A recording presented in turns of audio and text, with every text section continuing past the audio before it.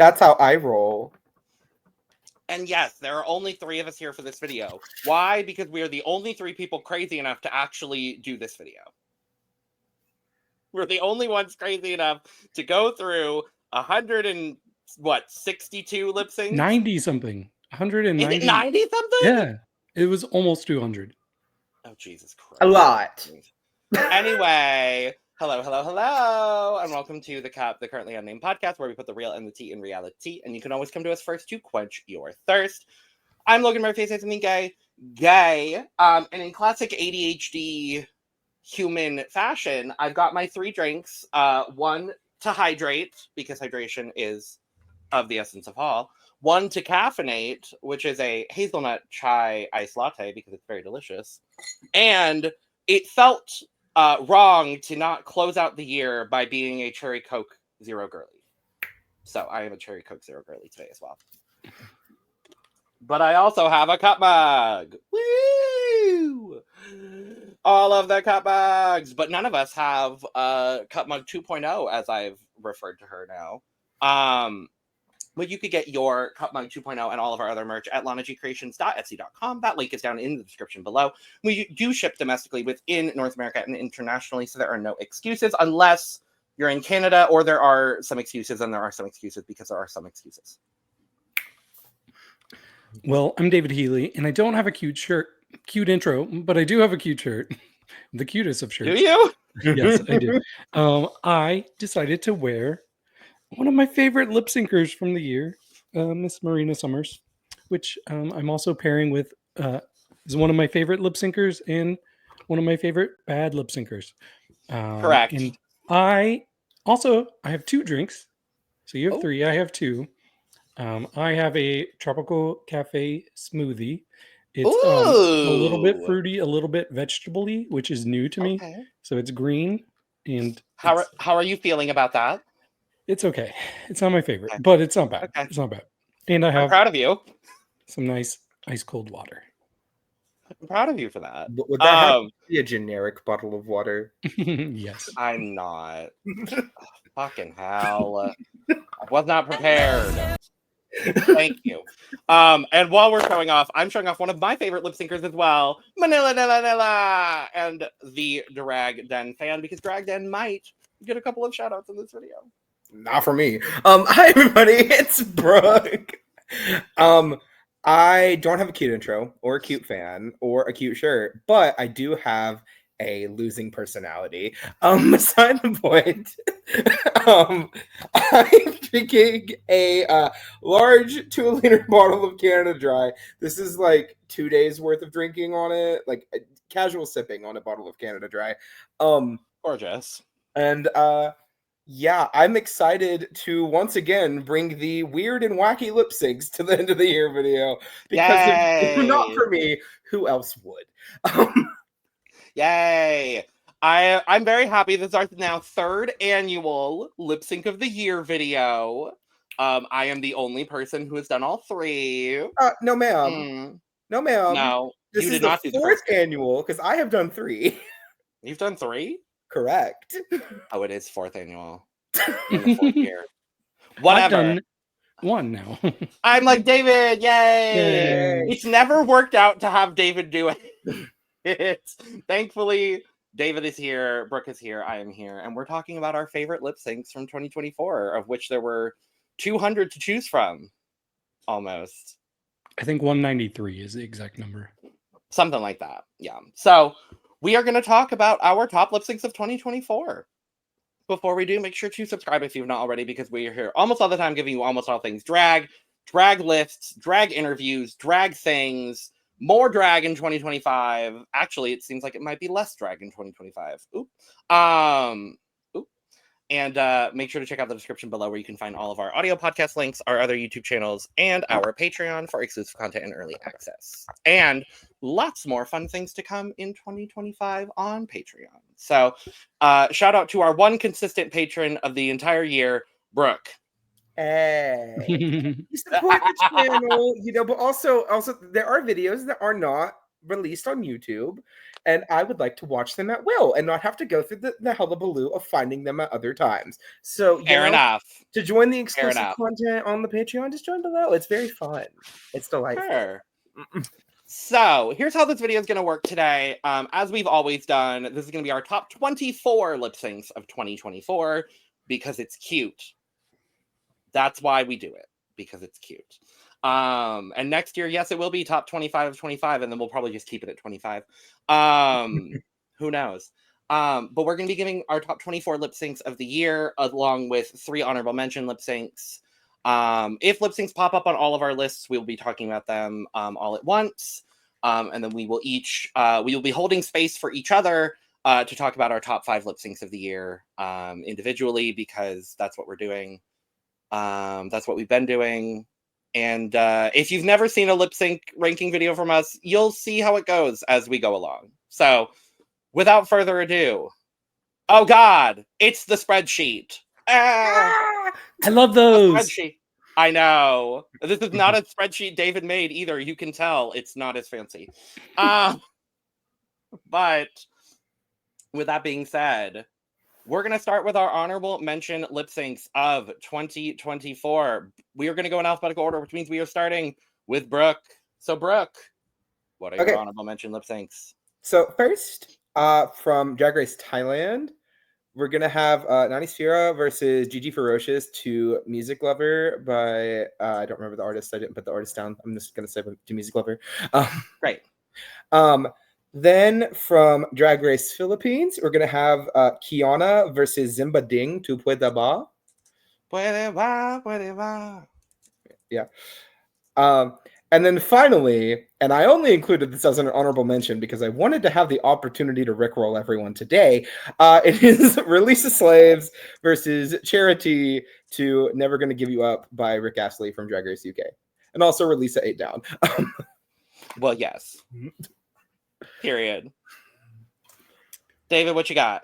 Okay, so my highest honorable mention was Horacio Patacio and Luna Landsman in Drag Race Mexico when they did Me Hipnotizas.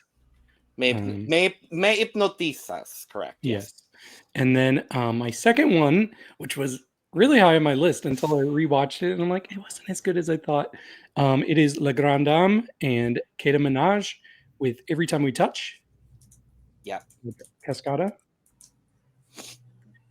And then my final one is from Canada versus World finale. It is Lemon versus Kennedy Davenport with Hideaway.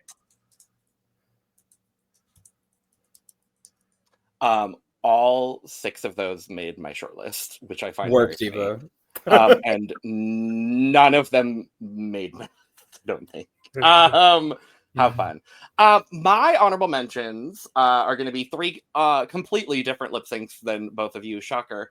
My first honorable mention is going to be Freya Armani versus Lucina Innocence from Drag Race Down Under Season 4. Doing What About Me by Moving Pictures, mostly and almost exclusively, I love you, Lucina, mostly and almost exclusively for Freya Armani. It would be a crime for me to not shout out Freya in that lip sync. My second lip sync honorable mention comes from Drag Race Thailand as well, and it is Siam Fusi versus Gigi Ferocious. What was the song? Let me scroll. I'm beautiful. I'm beautiful.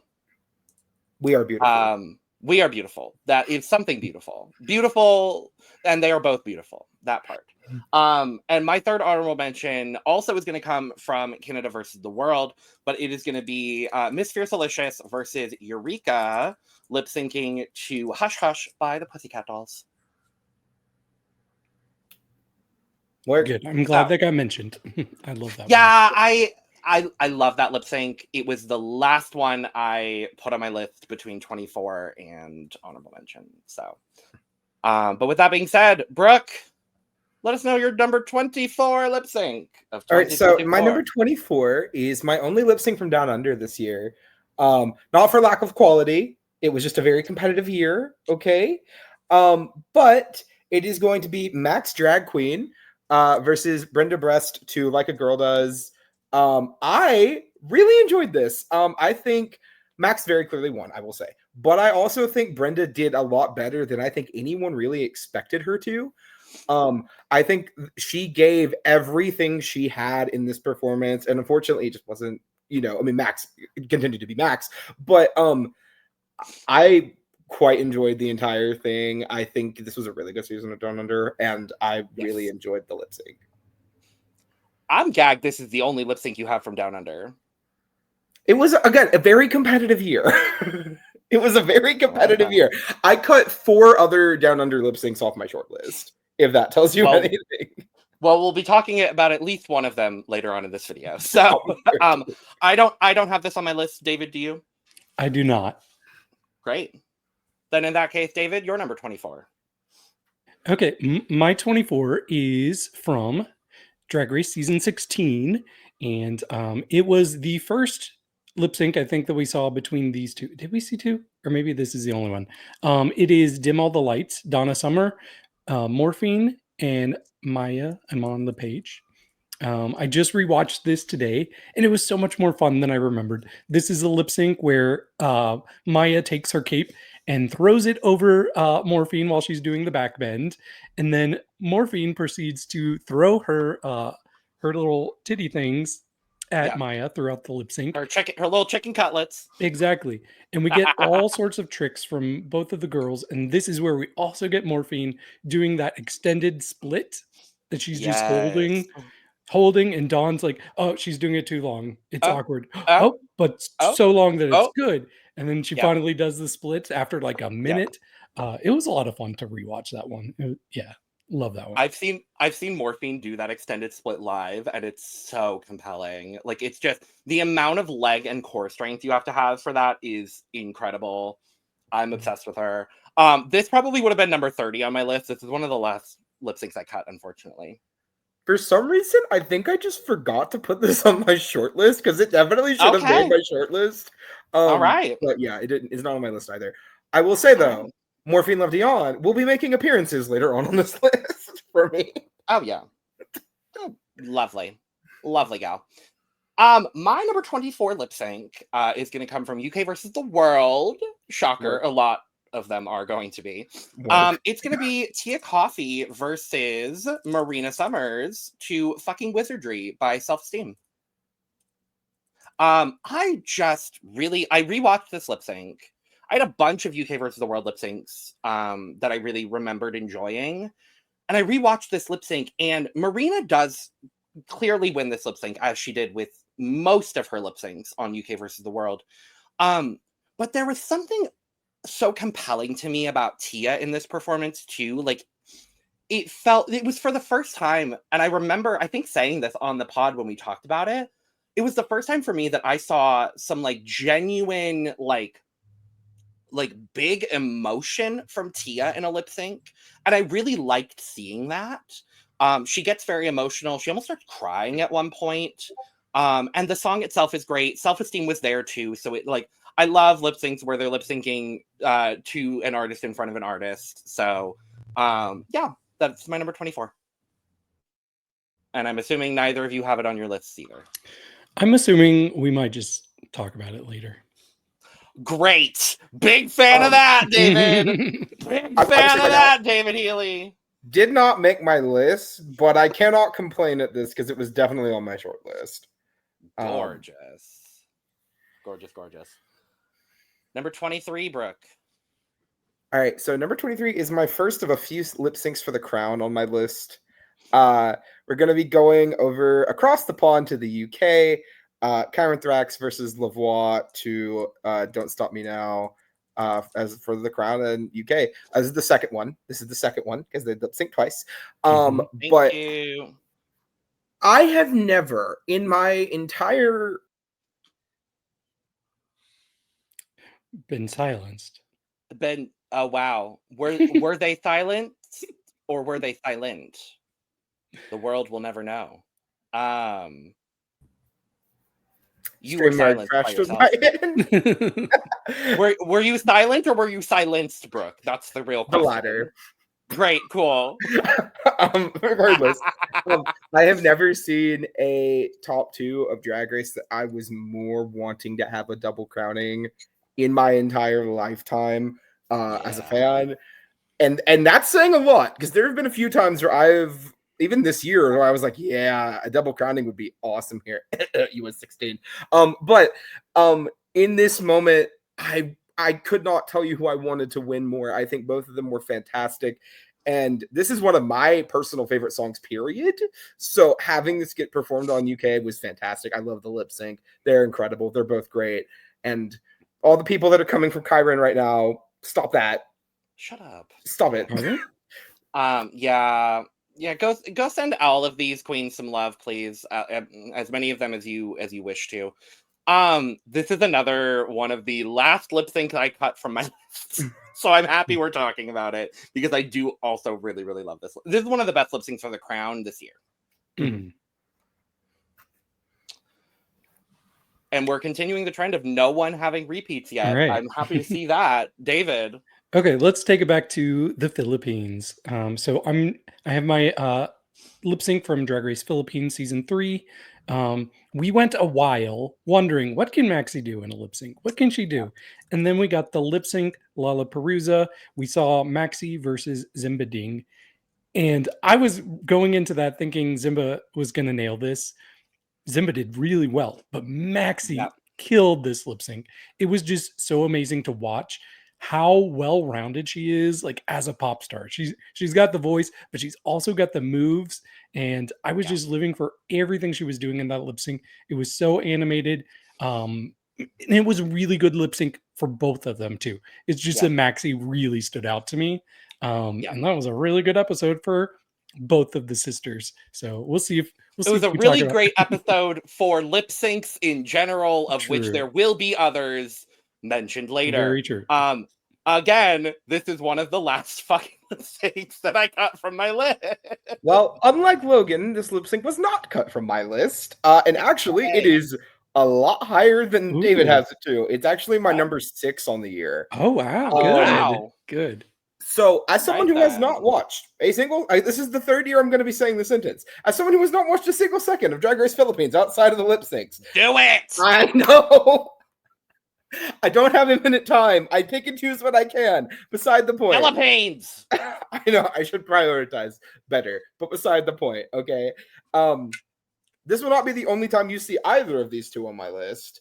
And I was just kind of stunned watching. Because I actually watched this like 2 days ago for the first time, and seeing the performance was just incredible. Zimba was fantastic. Do not get me wrong, but this might be one of the biggest devours of a lip sync I have seen in quite some time from on Maxi's end. No shade, not a murder, not an assassination, just a devouring. You know, just no, it's a great lip sync. Again, it probably would have been like low 30s on my list. Like, it's just such a good lip sync. But there are so many good lip syncs from Philippines, and quite honestly, I had to do my best to not literally have half of my list be Drag Race Philippines, because the lip syncs are great. We're gonna go over to me. This is a lip sync I 100% expect to be the only person to talk about, and if either of you have this lip sync on your list, I would be really shocked.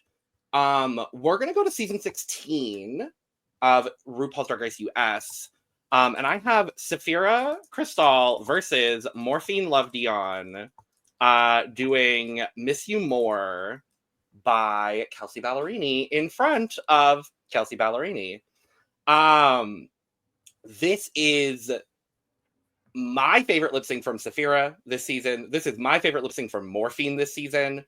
I love Kelsey Ballerini. I have been waiting for this song specifically to be a lip sync song on Drag Race. And I was thrilled that it was 2 phenomenal performers getting this song.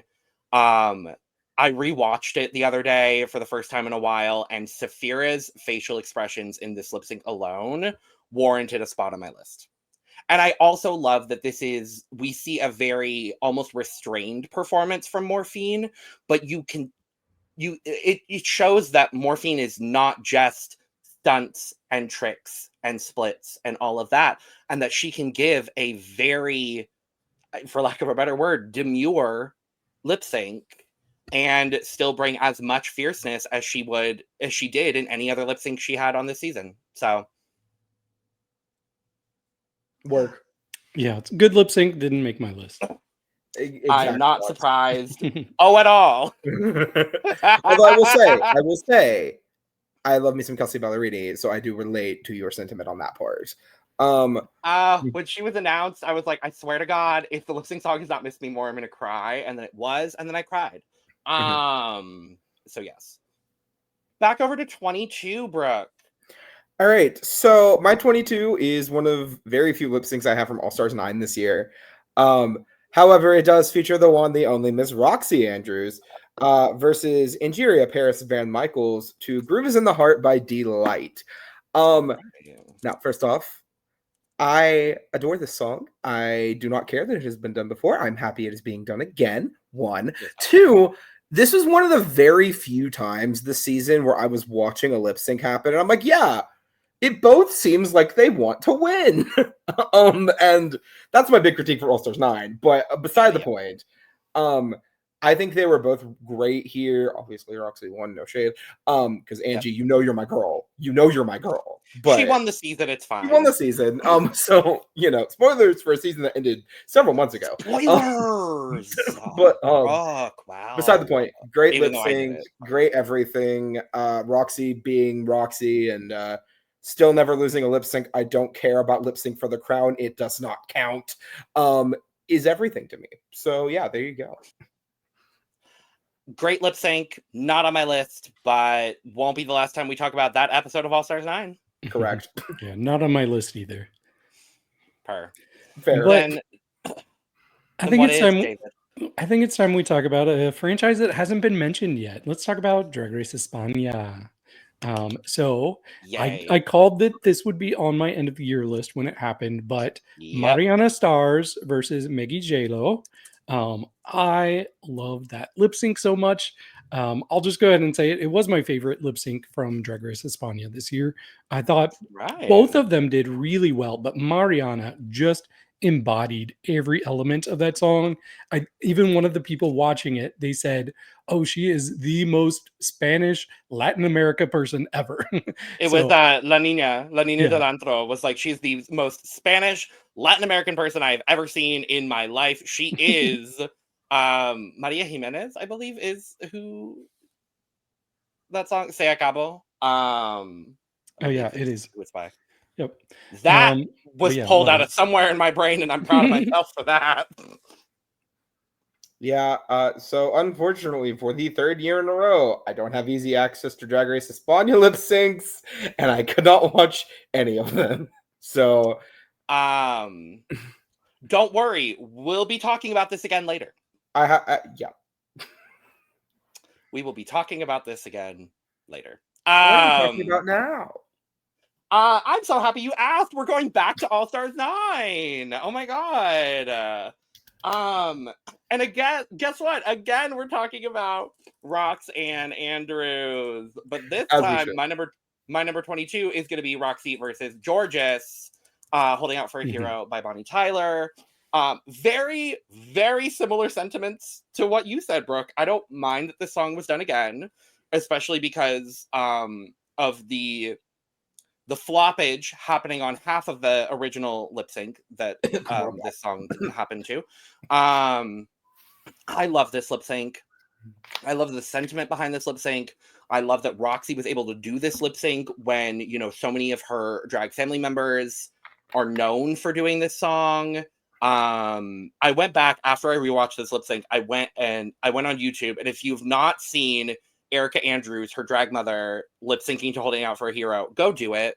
And then while you're at it, because I did too, go watch Tandy Amon Dupree lip sync to this song also. Because just if you need some serotonin, if you need a cute little serotonin boost, just watch Tandy Amon Dupree lip sync to Holding Out for a Hero. Just watch Tandy Amon Dupree in general. Yeah. Yeah. This also made my list. This is number 18 on my list. Yay! This is one of the very few times this season where I legitimately felt both of them wanted to win. Thank you very much. But yeah, great stuff across the board here. Yeah, this did not make my list. Nothing from All Stars 9 made my list, but this was the highest. This was my favorite from All Stars 9. I have, I think, one other lip sync, but I understand why. All Stars 9 is such an enigma for lip syncs because of what you were talking about, Brooke. Like, a lot of the times it didn't seem like both people wanted to win, but it still provided some really strong lip syncs. It's just there have been so many strong lip syncs this year that it's not too much on Plastique and Nina West. Not too much on Plastique. I won't do too much on Plastique. Okay. So number 21. So my 21 is someone else's honorable mention. And I'm really happy to talk about it because it is from DragRace Thailand. It is Gigi Ferocious versus Sign for 3 to We Are Beautiful. That's why I was like, let me scroll real quick. Let me tell you what the name of the song was. Yeah. Thank you, Brock. No problem. I really enjoyed the whole thing. Gigi was phenomenal as usual. In this performance. Gigi is one of those people that I would love to see come back for something like a Global All Stars. Like, just see the future of this performer and see what they're able to do. We said that when she got eliminated on Thailand. We said it. Yeah, Gigi just seems like one of those people that, like, in like 2 years, right? Let's say they take a year off from Global All Stars, do another one in 2026, right? Mm-hmm. Perfect time, I think, would be incredible for that. Gigi would be a great choice. I want her English proficiency to be a little bit stronger. Oh, 2 years. That gives some time. Yeah. I'm so happy that this made your list because this was my personal favorite lip sync from DragRace Thailand this year.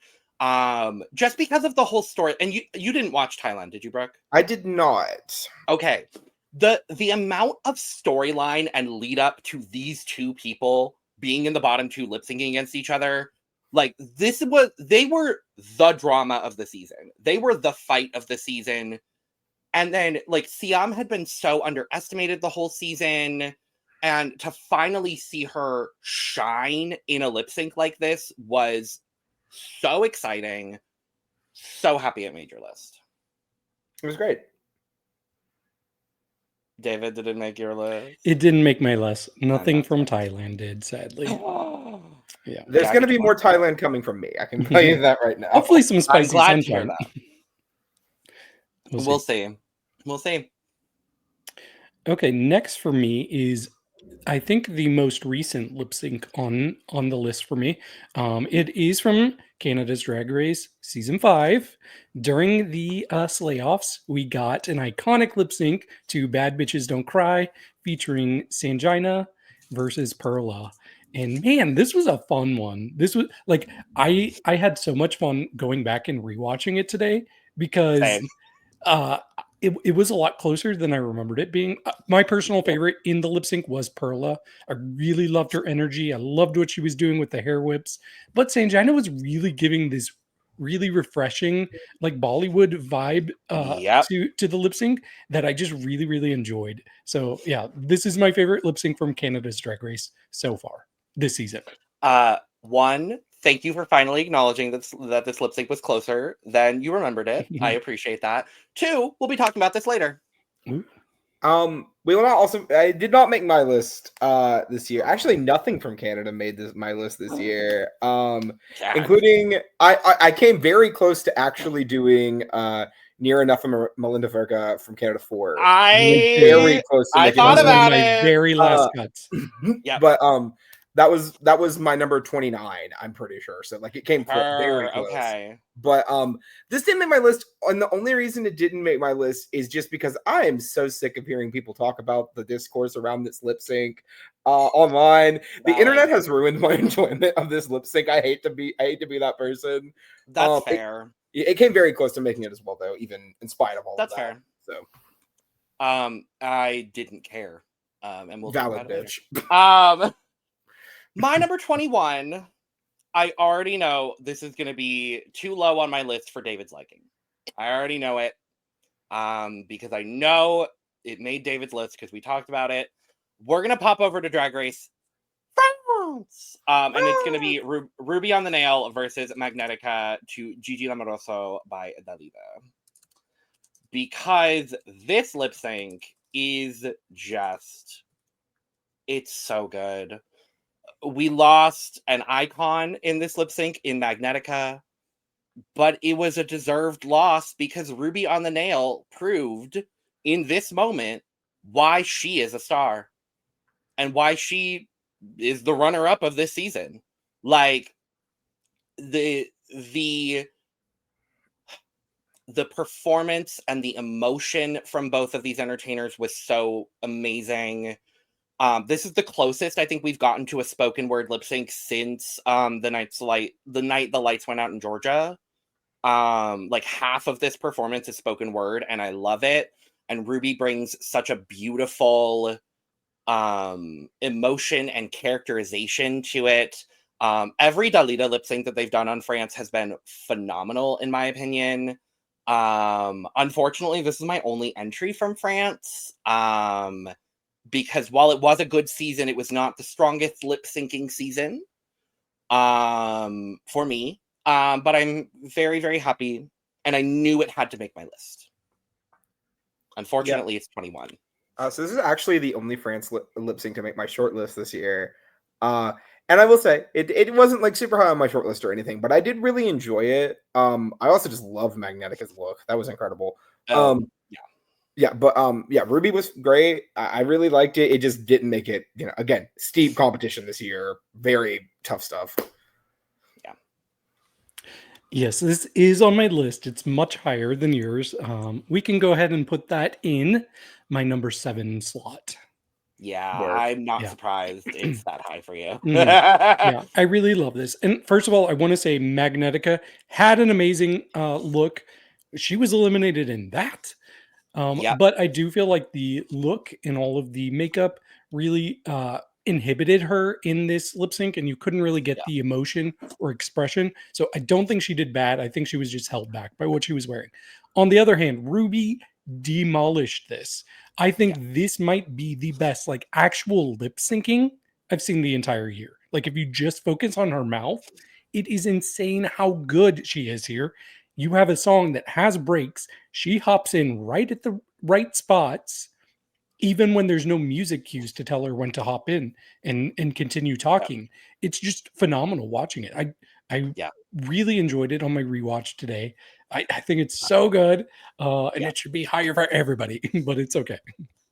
Ruby is another person, like we were just talking about with Gigi Ferocious. Ruby is someone I kind of need to see on a global or international scale. I really do.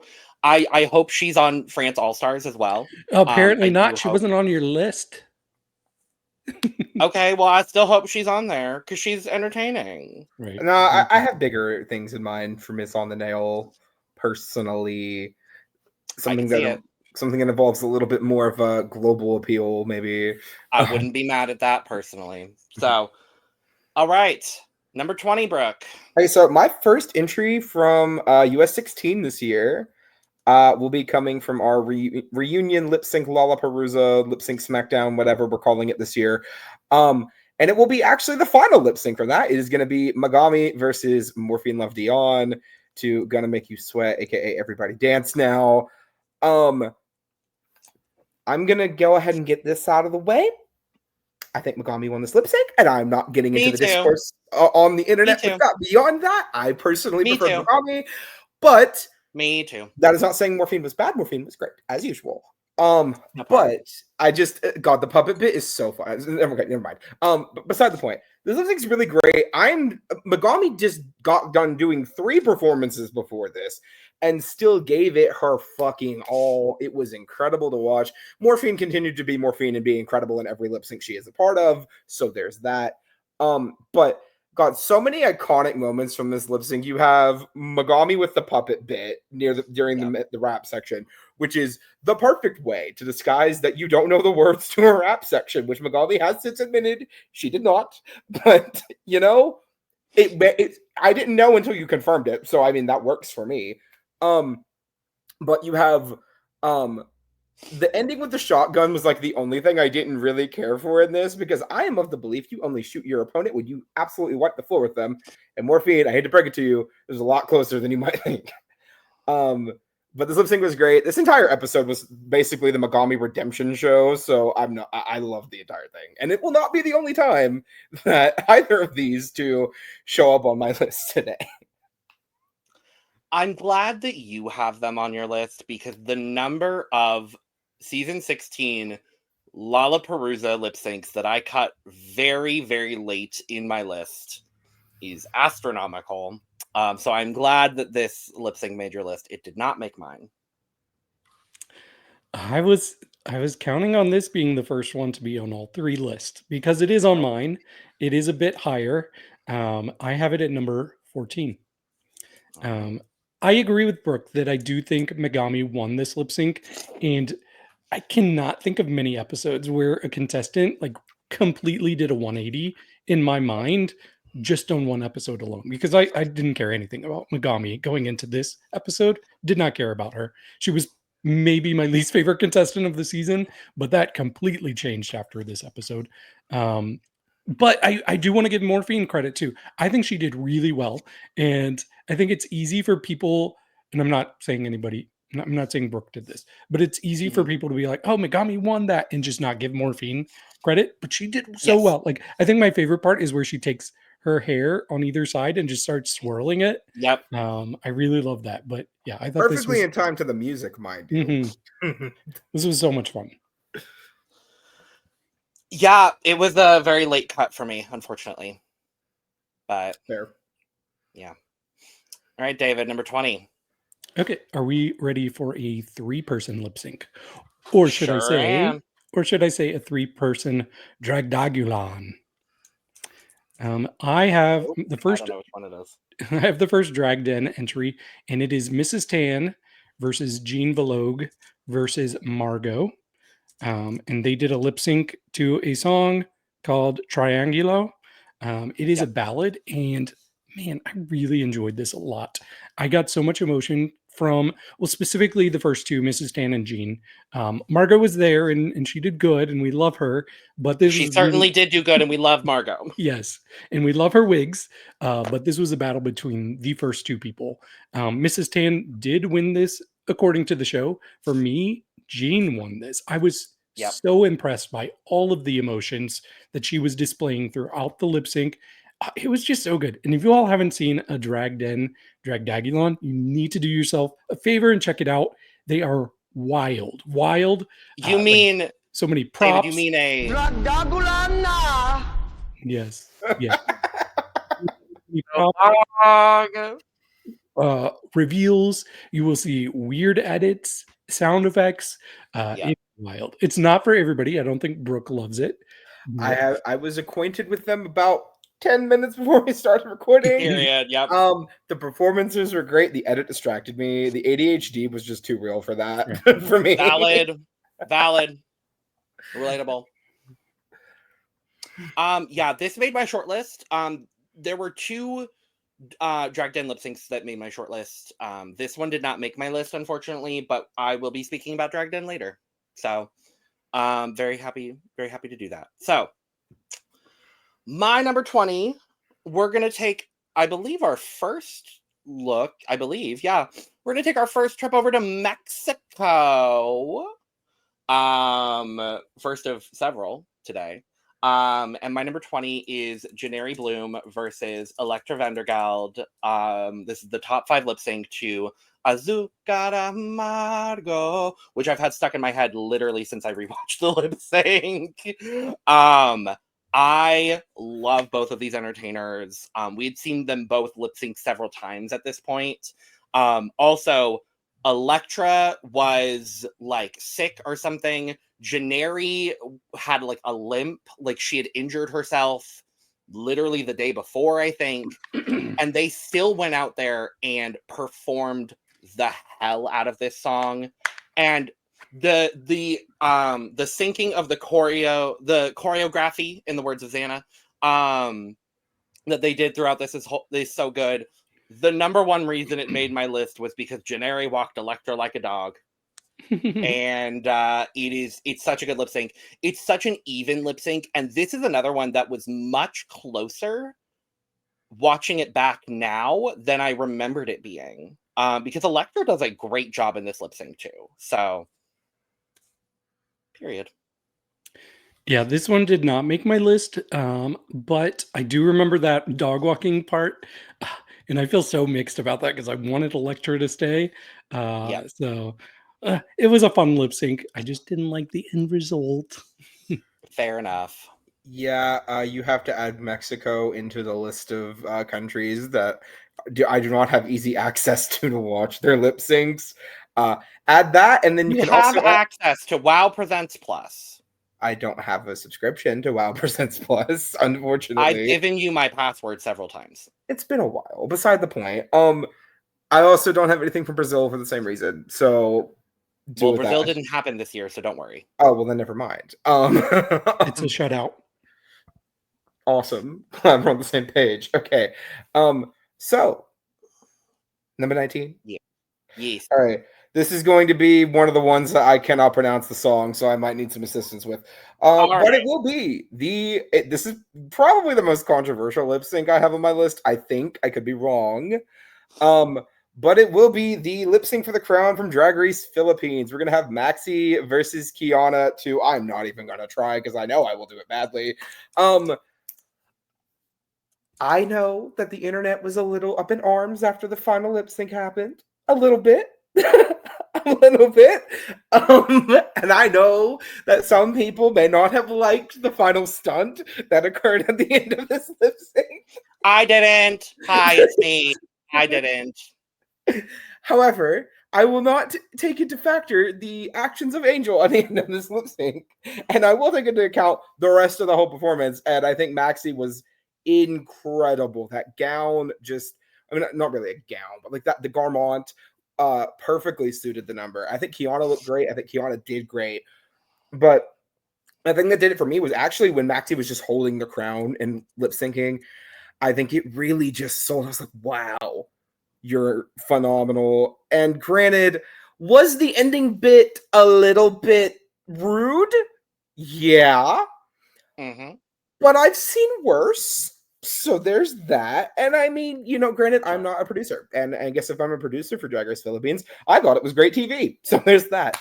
Sure. I really enjoyed it. And I think Maxi deservedly won that crown. So good on you. It's Lipad in Pangarap by Angeline Quinto and Regine Velasquez. Yes, thank you. You're welcome. Yeah, this was one of my final cuts on my list. I'm glad you have it on here because it's worth talking about. It's so good. I loved Maxi in this. Like everything you said stands. Kiana was my favorite. She did not win that lip sync though, so I'm glad Maxi got that credit. So Logan, you have it on your list? No. David, what's your number 19? Okay, let's see if I can pronounce the name of this lip sync. Time Warp. Time Warp. Oh. Time Warp. It is Octavia versus Lil.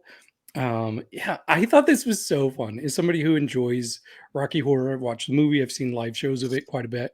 I felt like Lil really embodied what the show is about, but Octavia was so much fun. She notched it up to like level 13 with her energy.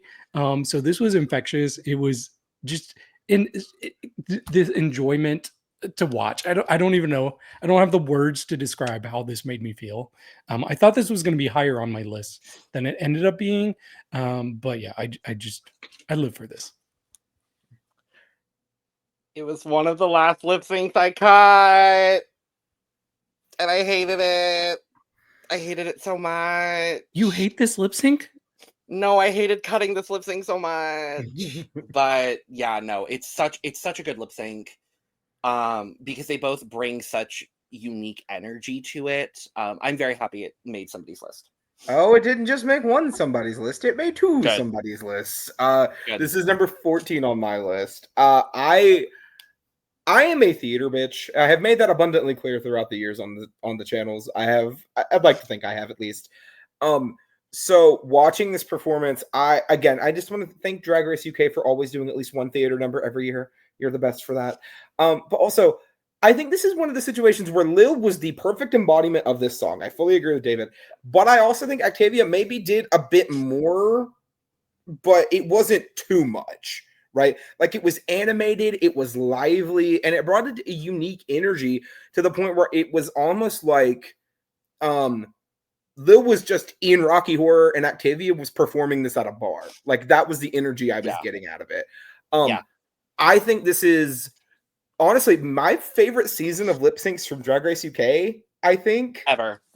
Agreed, for sure. It's also my absolutely without a doubt. But that's beside the point. Without a doubt. But this was fantastic across the board. I adore both of them. And I cannot wait to talk about more lip syncs from UK. Me too. Me as well. Also, special guest Rocket is here. Hi, Rocket. To help me announce my number 19 lip sync. I don't know whether he has seen this lip sync, but I will be talking about it nonetheless. My number 19 is going to be another lip sync for the crown, one we have not spoken about yet. And it is Tia Coffee versus Hanaconda, Your Disco Needs You by Kylie Minogue.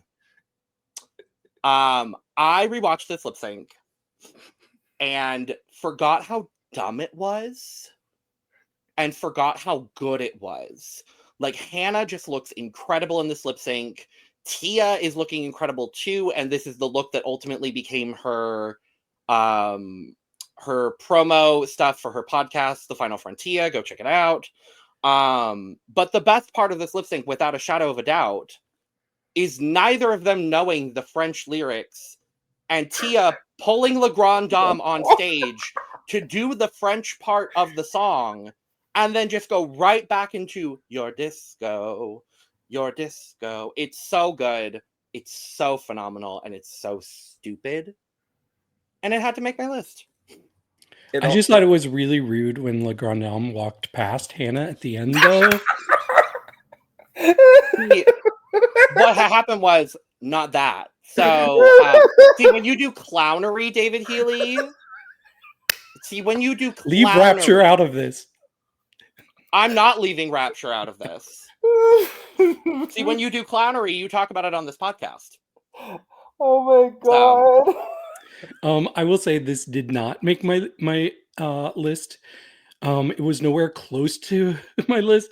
And part of that is that I don't think I've watched it since it's happened.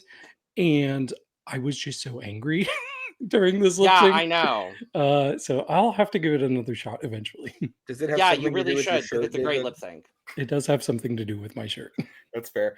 I mean, granted, I definitely think Marina would have been a deserving winner. However, she lost her lip sync to Anaconda, and that is what it is. Beside the point, this did make my list. This is my number 17. Sure. Special shout outs. I was going to mention the Le Grand Dame part, but also special shout outs to the two of them literally taking a selfie like during the beginning of the I loved it. So I funny. love that. The ending where they pose back to back with their arms crossed and then Tia bops Hannah on the head was so and then they both dab. It's just like, it's so stupid. Again, and also I know I mentioned earlier before we recorded that there's a few people that I wanted to specifically highlight this year for their abilities. Hanaconda. Oh Hannah fucking Conda. Okay, because I watched Down Under. I watched Hannah's season of Down Under. I liked Hannah. I thought Hannah was fine. I enjoyed Hannah, but I wasn't like a huge fan or anything, to be honest. After this season of UK versus the World, oh my god, I love me some Hanaconda. Hannah was incredible in a ton of lip syncs this year. 4 of my picks for the season, out of my top 28, one of Hannah's lip syncs got cut. Literally, last cut I made feature Hanaconda. So we're gonna be talking about her more. But I love Hanaconda. And I love Tia. I'm happy that Tia won. Yay, Tia. Me too. Well, the first time we get to skip someone, because Brooke's number 18 was Roxy versus Georges. So, David, we're back up to you. Okay, let's go back to season 16 of Drag Race. I want to talk about one of the biggest knockouts of the year. It was a hard knockout. It was Morphine versus Dawn with Body. And boy, did Dawn get bodied in this lip sync. And this was kind of a controversial one on our podcast. I remember getting into it with one of our panelists about whether Morphine was all that or not. But I definitely think she was. I think Morphine just oozed sex. She gave me all of the Megan Thee Stallion that I needed. She showed off that body. She looked great in her costume as she was lip syncing. It was like, I feel bad for Dawn. Like, honestly, Dawn wasn't bad. It's just she was not anywhere close to Morphine's level. So yeah, I live for this, and I had to put it on my list. Period.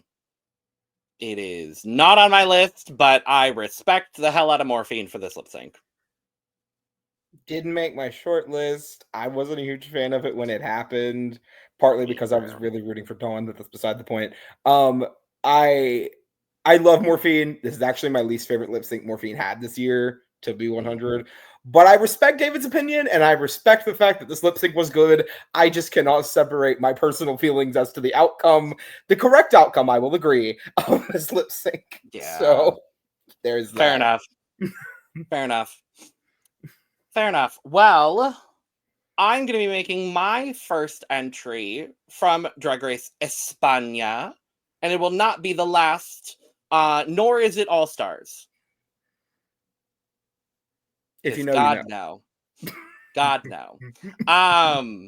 But my number 18 is going to be our double save of the season, and it is La Niña del Antro versus Chloe V2 to Mujer Loba by Melody. I believe in front of Melody.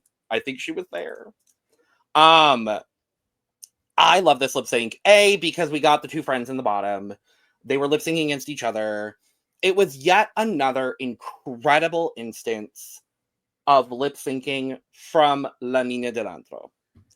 I unfortunately don't have her anywhere else on my list, but she is a lip syncer that I want to shout out forever because she is such a dynamic performer. Every single lip sync we got from Niña was incredible. I had two of her other lip syncs shortlisted.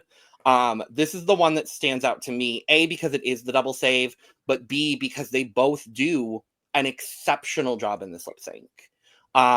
Chloe's awkwardness kind of works in the song, and as the song goes on, she kind of transforms and, becomes this Mujer Loba that the song is talking about, and I really like it. And La Niña started at 100 and went to 140, and the lip sync is just wonderful. So, and neither of you have it on your list, so we're gonna move on. No, yeah, that was a good one. I couldn't have it, but exactly. Sure. Oh, and we're skipping Brooke again. Work. So it happens every year to somebody. So it sure does. Because Brooke at number 17 has Tia versus Hannah. So David. Okay, let's keep up with the Spanish language lip syncs, but a different continent. Let's go back to Drag Race Mexico. This one might surprise people, but I lived for this lip sync, especially after the very first lip sync we got in season 1 of Drag Race Mexico. We didn't know what to expect with season 2. The very first lip sync that season was completely night and day. It is Ava Pocket versus Ignis Ars. And yeah, I love this lip sync so much. The energy was sky high. The stunts just kept coming like one after another. It was so much fun. I actually think Ignis won the lip sync personally. I was just so drawn to everything she was doing. It Ava was amazing too. But I will say, and I will stand by this until anybody can prove otherwise, I think Ignis gave the best lip sync a pork chop queen has ever given. Ever. So good. I would definitely say up there. There's one other pork chop lip sync from this year that I shortlisted. And since I know it's not on anyone's list, I'll say it. Nina versus Shani La Santa, also a great lip sync. The only other thing that is coming to mind for me is Astrid Mercury last year from DragRace Philippines. I think she was phenomenal in her lip sync as well. I have not watched this, so I cannot comment on that. I think she won that lip sync, and we had discussed it last year. For more thoughts on that, go watch the end of the year video from last year. But I am gooped, gagged, and betrivelled at the fact that Astrid Mercury made an end of year lip sync list. At number 2, I would like to once again add. Number 2. This could have been a double Shantae for sure, especially since it was the year before. It definitely could have. I love this lip sync as well. It did not make my list, but I do really. I watched this back as part of my rewatch, and it was much closer lip sync than I remember it being as well. It's another instance of that. Also, if you've not thirst followed Ignis on Instagram, you're doing yourself a disservice. I'll say that much. But I will move to my number 17. And I am making my first entry, and anyone's first entry today, from the absolute shit show disaster that was Global All-Stars. What it did bring us was some great lip syncing, and specifically from one beautiful, angelic diva. My number 17 is Soa de Muse versus Athena Likis, You Wear It Well by RuPaul. I love these two. I love this lip sync. This was it's kind of the Megami effect a little bit, where I'm so happy that Athena was able to come back in this episode and show just how talented she is. Because she did not get to show that on Global at all. And I love that the Lollapalooza gave her the opportunity to show just how good of an entertainer she is. She kept up with Soa. She is the one person in that Lollapalooza that kept up with Soa the best. Fight me on that. I don't care. Valid. I love this lip sync. The way they coordinated their walk as well, just absolutely.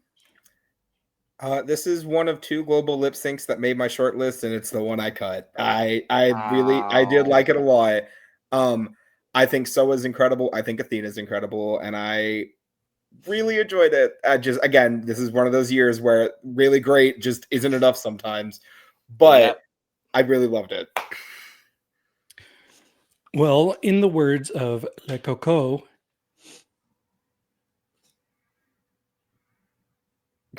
my lips are sealed for now. Oh, right. For now. Big fan. Big fan of that. We also might be talking about that moment later. Hey Brooke, we're back to Brooke. Yay! Hi Brooke. What's your number 16? So before the podcast, I let slip that I had 2 lip syncs from DragRace Belgique on my list. This is the one that I don't think either of you are going to have. But this is the first weird and wacky Brooke pick of the year. Okay. So this is going to be Chloe Clark versus Sarah Logan to Mad About You by Hooverphonic. Sarah Logan, the only drag queen who shares the name with a WWE wrestler. Thank you very much. Hold on. Before you go any further. Logan.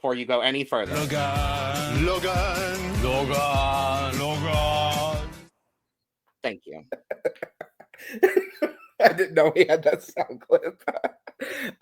Beside the point. So earlier you mentioned David, I can't remember what lip sync it was, but you had mentioned it might be the best pure lip syncing performance of the year. I think I'm gonna have to give that to Chloe Clark in this lip sync. I was enamored with Chloe in this performance. I don't know if you guys have watched this since this lip sync happened, but going back to watch it again and just watching, like, Chloe hypnotized me. I can't really explain it beyond that. I had never heard of Hooverphonic before this, but I now am convinced that Chloe Clark is the lead singer of Hooverphonic. And that is... Brooke, I'm going to need you to go back and listen to Eurovision 2021 because Hooverphonic represented Belgium at Eurovision. Well, that's why I don't know then. Not with this song, but beside the point. Great performance all the way around. I loved it, and I also love Chloe Clark. Follow Chloe Clark on Twitter. I'm literally talking shit to Chloe Clark as we speak. I'm currently engaged in a Twitter battle with Chloe Clark, as I typically am, featuring the likes of Lena Galore and Perla. What an interesting combination of people that are now involved. I should also mention Chloe Clark, friend of the pod, Chloe Clark. And that's what makes me the most upset, because she is friend of the pod and I love her with every fiber of my being, but none of her lip syncs made my list and I feel really bad about it. Yeah, we should feel bad, Logan, because we've podcasted with her. We've chatted with her a lot, and neither of us put her on the list. I honestly, know. Yeah, I can't even really remember this lip sync. I'm gonna have to go back and watch it because I have not watched it in many months. Lip sync. I shortlisted the premiere lip sync, the double save between Chloe and Gabbana, to Rain on Me. I had that on my short list, and it was painful to cut. But shout out to Chloe Clark. Sorry I didn't have you on my list, girl. David. Okay, so I think I might be the only person representing this specific franchise or division of a franchise on this list, but I want to go to España All Stars. So if you had told me a year ago or 3 years ago that I would have Samantha Ballantyne's on my top lip syncs list, I would have said you are insane. I hate Samantha's lip syncing style. Can't stand it. That's called growth, David. I'm proud of you. Growth, Samantha. I'm proud of you. Because the lip sync she had against DragRace in episode 5, it was the first lip sync that they did together because they had a finale lip sync too. It was so good. It was transformative. She didn't do the things that she was known for. She didn't strip down. She didn't take off all of her clothes. She didn't take off her wig. She stood there and gave this park and bark with so much power, with so much regality. All the while, Sethless is being very distracting, making it a comedy lip sync when it really shouldn't be. Like distracting Samantha by holding up photographs. And I was just so proud of Samantha for not feeding into it, just standing at that stage and delivering such an emotional, powerful lip sync. Yep. And it almost looked like she was actually singing it. I was just mesmerized. I knew from the moment I saw that it would be on my year-end list. I rewatched it today and I'm like, oh yeah, absolutely. This has to make it. It's such a good lip sync. It really is. What made it not even pop up on my short list is Sethless. And that's honestly what made most of the lip syncs from España All Stars not pop up on my list is Sethless. So you can't enjoy like a one-sided lip sync enough to put it on here? No, not really. We've had this discussion the past few years a few times. Yeah, no, that's like for me, that's why I had Freya versus Lucina as an honorable mention, because I love Freya's performance. Lucina does fine, but the performance is about Freya. And like I when I'm ranking these, I have to go off of what are the best battles. That is what it comes down to for me. I love that it's on your list, and I love that Samantha Ballantyne's major list period would not have guessed at all that you would have said that a year ago. So I'm thrilled, but yeah, would not have expected Samantha to make your list at all. Now my number 16, we're gonna pop back over to Philippines. And if there's one thing that I have made very clear over the last couple of years of top lip sync videos, it is that I love specifically a ballad lip sync on Drag Race Philippines. And we have great ballad lip syncs on Drag Race Philippines this year. One of them did not make my list, and I'm sad because it is also by friend of the pod, John Fiddle-Yaga. But the ballad lip sync that did make my list at number 16, it is Our Tita Baby versus Zimbading, Isa Pang Araw by Sarah Geronimo. And it also featured at number 11 on my list. Period. I was gonna make the Tita Baby joke because I have watched the one clip of Eve referring to Tita Baby as the worst Temu gender reveal of all time several times on the. But it's also not his, not theirs, not everybody else's, but our Tita Baby. Who just officiated our friend's wedding in the Philippines, which is also like the wildest crossover of all crossovers to happen. Shout out to Fairy for getting married. But yeah, I just love this lip sync. The way they did the spotlights on both of them as well. The song is so powerful. They both take it in two completely different directions that still are beautiful, magical. It could have been a double save. The way that Tita honored her father that passed is just so powerful to me. I love this lip sync. Yeah, pretty much everything you said, I will echo. This was one of those lip syncs that I was like, yeah, I don't know if anybody else is gonna have it, but I'm really excited to just talk about how great it was. I really think that Tita was phenomenal in this, and it wasn't just necessarily the style she went with, because for Tita it was mostly a park and bark, but her facial expressions and how she was emoting was gorgeous, and the ending was powerful. Like I can't really go into more detail than that, other than to just tell you to go watch it. I think if you haven't seen it, you should. And apparently I need to also once again go watch DragRace Philippines 3. So yes. And while we are talking about our Tita Baby, I want to shout out another great lip syncer of this year, and that is our Tita Baby, because she is. I don't know if you know how old she is, Brooke. She's in her 40s. Really, and she's been doing drag for only a few years. She got that Sugar Cane arc. She is the second coming of Sugar Cane on Drag Race. I'll tell you that much. I love Tita. I love Tita so fiercely, and yeah, this one did not make my list, but it was close. It was pretty close. This was damn you, David. Yeah, I know. Eventually, we're gonna get one that's on all three lists. I know one that's on all three of our lists. We're gonna talk about it later. We're like 20-something songs in, and we have yet to have a three-way. I really just think it's gonna come down when we get to our top five. I really just do. We'll see at this point. But all right, Brooke, 15. Well, we're going to be staying in the Philippines because, of course, we are. This time, we're going to be looking at Angel versus Kiana to Loca Loca. Holy fuck. Angel in this lip sync is making me question a lot of things about myself. One. Two, the trans flag coming out near the end of the performance was fantastic. Thank you, Angel, for that. But this lip sync is incredible. I will again tell you, just go watch it. Like, just go watch it. I'm going to tell you once again to go watch Drag Race Philippines Season 3. David, did this make your list? It did make my list. I do have it on my list at number 13. Oh, man, this one's so good.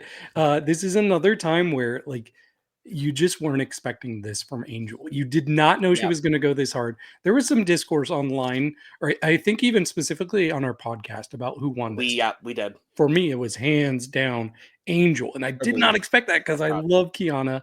I love Kiana as a lip syncer, but Angel just bodied this. This is another one that if you just focus on her mouth, she is murdering the technical lip sync of it. I love this. I'm so glad it's on your list, Brooke. Well, we just talked about it not having happened yet, but don't worry, it also made my list. I have it at number 6. Ooh, as you should. It's such a good lip sync. Like, just the like you were saying, David, the technicality of this lip sync alone deserves it being high on this list. Like, it is such a wordy song, and they both have it down to a T.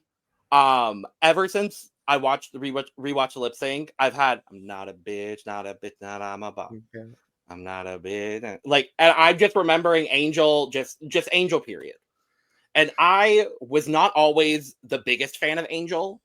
It took a while for me to really get into the Angel fantasy. This lip sync really sold it, and I was like, okay, cool. Yep, I'm on the Angel train now. I am obsessed with her. And Kiana does such a good job in this lip sync too. And I am really happy that ultimately, well, spoilers, Brooke, I don't care because you need to go watch the season regardless. I am glad ultimately she gets saved from having to lip sync in the bottom two this episode. Yeah, I wasn't aware of that, yeah. Because she bodied this performance, and I love it. So we finally have one that made all of our list. Yay! Should we do 3 in a row from Drag Race Philippines? I think we should. As we should. Jesus. I think this was on Brooke's honorable mention list, but I have the very first lip sync of the season. It was a lip sync for the win between Kiana and Zimbading. Didn't know what to expect from the season. Season 2 had such a a high bar set. But man, these two queens really kicked it off strong with a powerful lip sync. And I was just so into both of them. I was enamored. And I have twice already been like, oh, I love Kiana, but she lost that lip sync. Oh no, Kiana won this lip sync. Kiana won this one for me, but Zimba also killed it too. I think this is a good example of what Logan likes, where both performers really give a very strong lip sync, both of them. Either one of them could have won. I'm glad it was Kiana, and I'm glad that this is how they kicked off season 3 of Philippines. This was the last lip sync I cut. No! This was the last lip sync I cut. I love this lip sync. You're 100% correct. These are the lip syncs that I live for, I breathe for. They both just absolutely demolished this lip sync. For me, there were other better lip syncs in this season. But it doesn't help that Zimba is wearing a leprosy dress. And that's not a reference to Heidi in Closet Brooke, that quite literally she was wearing a leprosy dress. It's such a good lip sync. It was like you said, David, it was the perfect way to start the season. So, should we make it? No, unfortunately, I'm not making it 4 in a row from Philippines. I'm so sorry.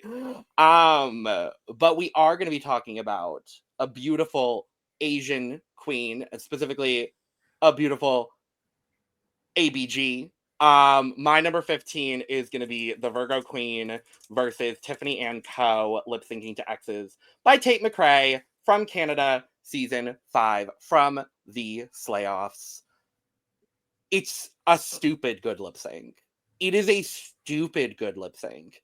And the framing of how we got to this lip sync, with Tiffany saying that this was a song that she performs all the time, and Virgo coming in with just so much confidence, I still don't think I could tell you who I actually think won the lip sync, because it is such a close battle between the two of them. Virgo is giving stunts and giving face, and I'm really, really appreciating and loving how great of a performer Virgo is. And I mean, our girl Tiffany just ate one down. Let that sink in. One down. Let that sink in. I'm still pissed off she went home in this episode. Valid and fair. I love my girl Tiffany, but I also love my girl Virgo. I couldn't tell you on this lip sync, but I knew the moment I saw it, it had to make my list. For similar reasons as to a few other lip syncs on this thing, it did make my short list, and then I remembered the outcome of not only this lip sync but this episode, and I was bitter, and I didn't want to talk about it. Okay, well that's disrespectful to our friend Tiffany and Co. So I am taking that personally. Thank you. Friend of the pod. I agree this was a close lip sync. For me, I do think Virgo edged out Tiffany, but they both were really, really good. It did not make my list, though. Fair. Well, I'm just going to keep talking, because Brooke's number 14 is Octavia versus Lil. David's number 14 is Morphine versus Megami. So we're up to my number 14. And I believe, if I remember correctly, this is my last entry from All Stars 9, but it is a lip sync that absolutely had to make my list, And shocker, everyone, it features Roxy Andrews. As it should. This one actually, and I told you not too much on Plastique earlier. Plastique made my list. It is Roxy versus Plastique, the second time to No One Takes the Prize by Diana Ross. This is, for me, the best lip sync from All Stars 9, hands down. It is it's such an emotional lip sync. Plastique coming out in this like glitter sculpted updo wig with this red coat and this beautiful red leotard, and Roxanne motherfucking Andrews walking out in this almost puke green ensemble that I shouldn't like, but I am obsessed with, and it's maybe my favorite thing Roxy has ever worn, coming out with this fuck-ass bob and just performing the hell out of this Diana Ross song. When she brought out the nail file, done. Finished. Finito. Fatality. Over. Like, I love these two. This is one of the other few lip syncs I will say from All Stars 9 where it really felt like both of them were going to win. The fact that Plastique never won a lip sync on this season is wild. And I personally think this is Plastique's best lip sync performance from All Stars 9. Yeah, this is Plastique's best lip sync performance she's had on the show, in my opinion. I would say honestly, it's between this and the 6-way lip sync for me personally. Yeah, but like I can't even watch it because of the editing of that thing. Like it's hard to tell everything she it's did. horrible. Yeah, it's horrible. and that's not Plastique's fault. Not even a little bit. But like I can barely remember half of the things that happened in that lip sync, besides Ton of Mahogany almost killing her knees. Yeah, it did get cut from my list. I do love me some Roxanne motherfucking Andrews though. So shout out again, another phenomenal lip syncer from this year that we got to grace our screens again, Miss Roxanne motherfucking Andrews. Undefeated. And this did not make my list, but I do remember Logan and myself and a few other people, we all rewatched all of the lip syncs from the season a couple months ago. And I remember we were all like, oh, that was good. That was good after we watched it. I think I was the only person at the time that was like, this is an incredible lip sync. Like, what? Hello? Yeah, I love this lip sync. I knew it was going to make my list. I'm kind of sad it's not higher, but such is life. Brooke, we're back to you, number 13. So it's time to shout out a few Drag Race legends real quick. Two people that I happen to be very big fans of. That graced our presence possibly for the last time competing on Canada versus the World this year. We're going to be talking about Alexis Mateo and Cheryl lip syncing to So Many Men, So Little Time in the finale. Let me tell you, first off, Cheryl. I'm gonna specifically touch on Cheryl first. I know the outcome of the season, and I know how everything went, but truly, Canada versus the World to me really felt like Cheryl's everything. This felt like a time where if they could have said, you know what, we're gonna let Cheryl make it to the end of the lip sync against Lemon. This felt like a time where they could have done that. I think she was on point in this performance. I think she was on point, honestly, most of the season. So I'll give Cheryl that. And I adore her. However, I would be remiss not to touch upon the legend herself, Miss Alexis Mateo.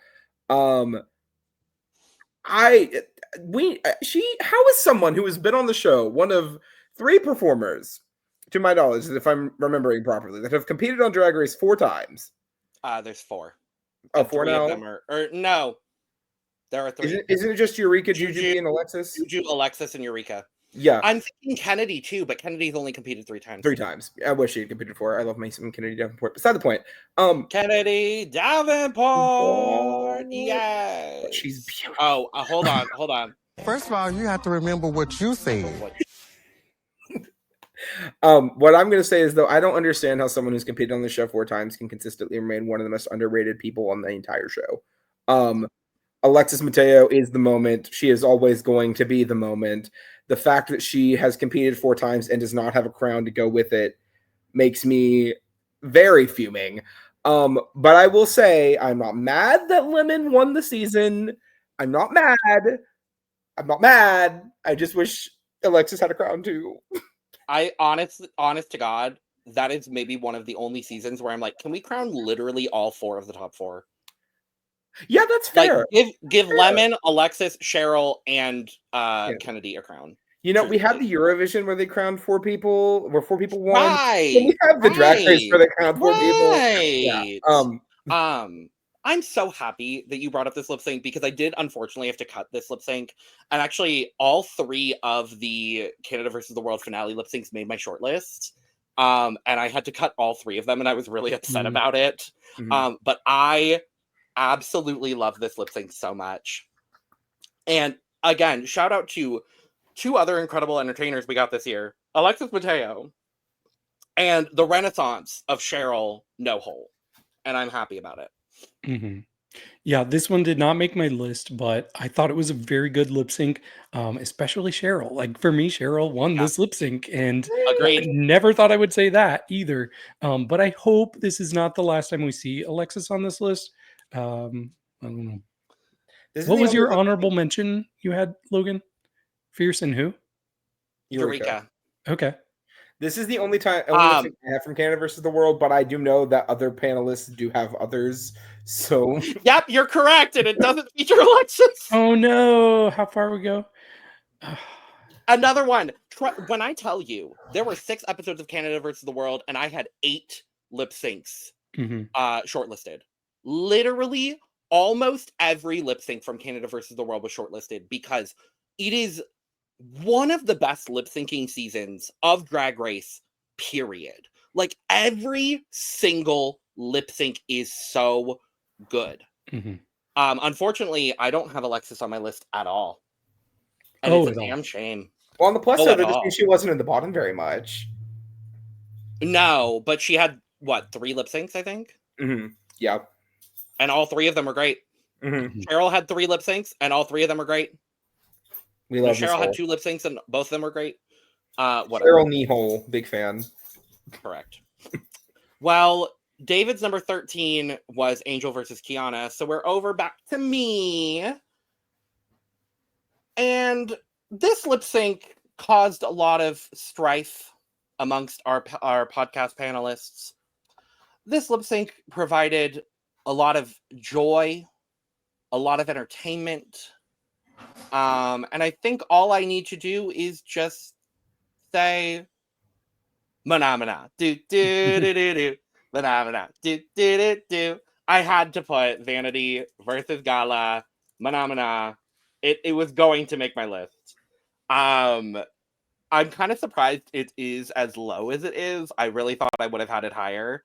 But it's just such a stupid lip sync. And 2 other people I want to shout out as incredible performers that we got to grace our screens this year. Gala, we already knew Gala was a great performer. I mean, we talked about her extensively last year on the end of your list from Mexico. She made my list, I think, a couple of times. We knew Gala was an incredible performer, and she proved it throughout all of Global. But Miss Vanity motherfucking Vane, the biggest 180 I have ever had on a Drag Race contestant ever. And I am just in love with her now. And this lip sync was just everything. Yes, this is on my list too. I actually have 2 global lip syncs in my top 10. This is number 8. Yeah, I thought Gala, like, rewatching it today, I was like, Gala's so good in this, actually. Gala is so good in this. Yeah, I always just think about Vanity because what Vanity did was next level. But yeah, I wanted to give Gala some props for really leaning into the dumb fun of the song. But it really was Vanity's lip sync. And gosh, I just am so impressed with how she was just able to create this whole character and storyline for this song. And it just fit perfectly. Like, I never would have thought that Vanity would demolish this lip sync like she did. But absolutely one of my favorite lip syncs from the whole year. So had to have it in my top 10. Well, I do not share the sentiment on this lip sync. No! Not my fave. Not my fave. Nothing to do with either of them. I just think the song choice was really weird. It gives me Valid. like Freakazoid energy in terms of like, oh, valid. This is a song we're lip syncing to on Drag Race now. Valid. Valid. But I mean, yeah, we'll be discussing Vanity Vane at length at some point during this episode on my end. So there we go. Period. Well, surprisingly, none of us have had each other's number 12s yet. So, Brooke? My number 12 is going to be yet another lip sync from UK versus the world. This one is going to be the one that could make David really upset. But it's Hanaconda versus Marina Summers 2 to I'm Out of Love.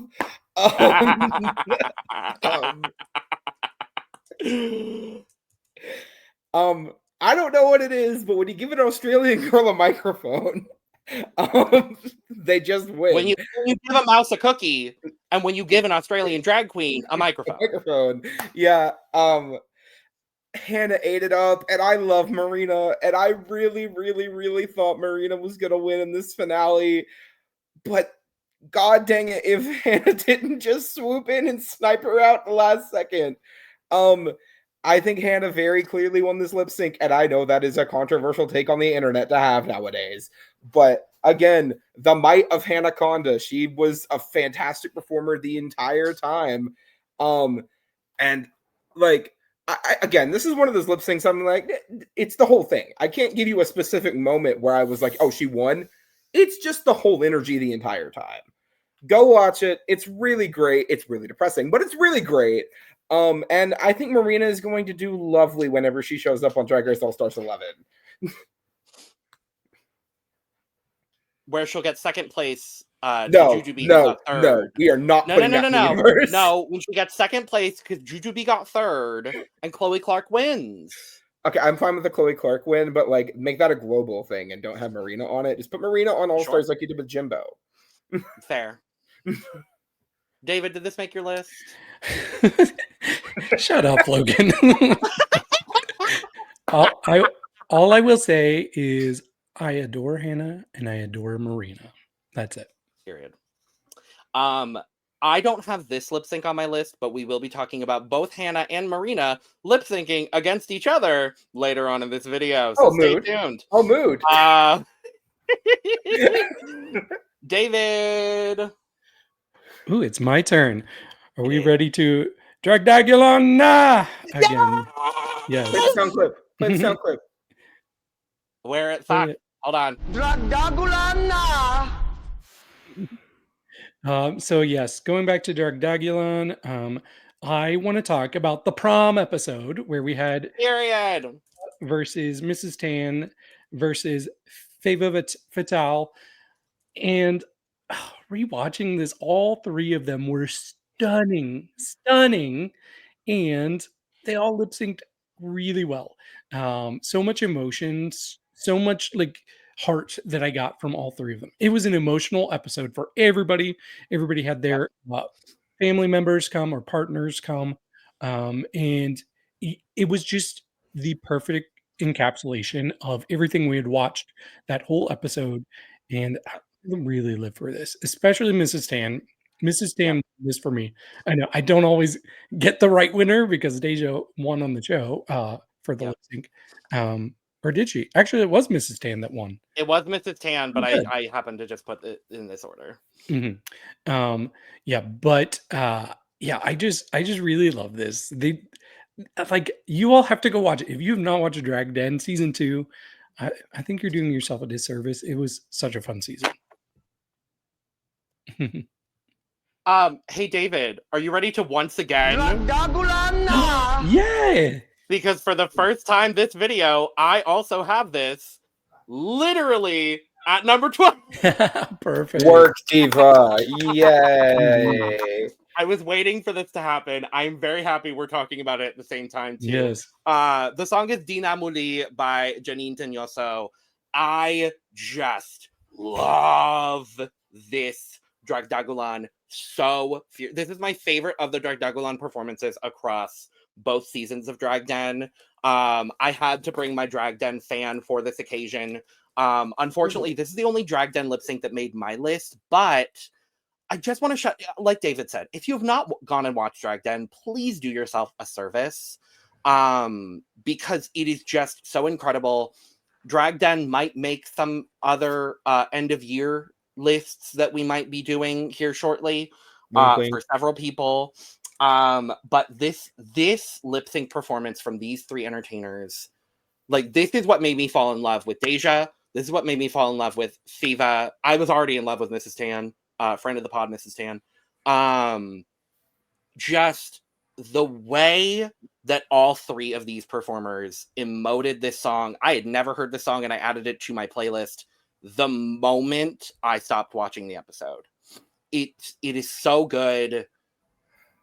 Just, it's such a good Park and Bark, just emotive.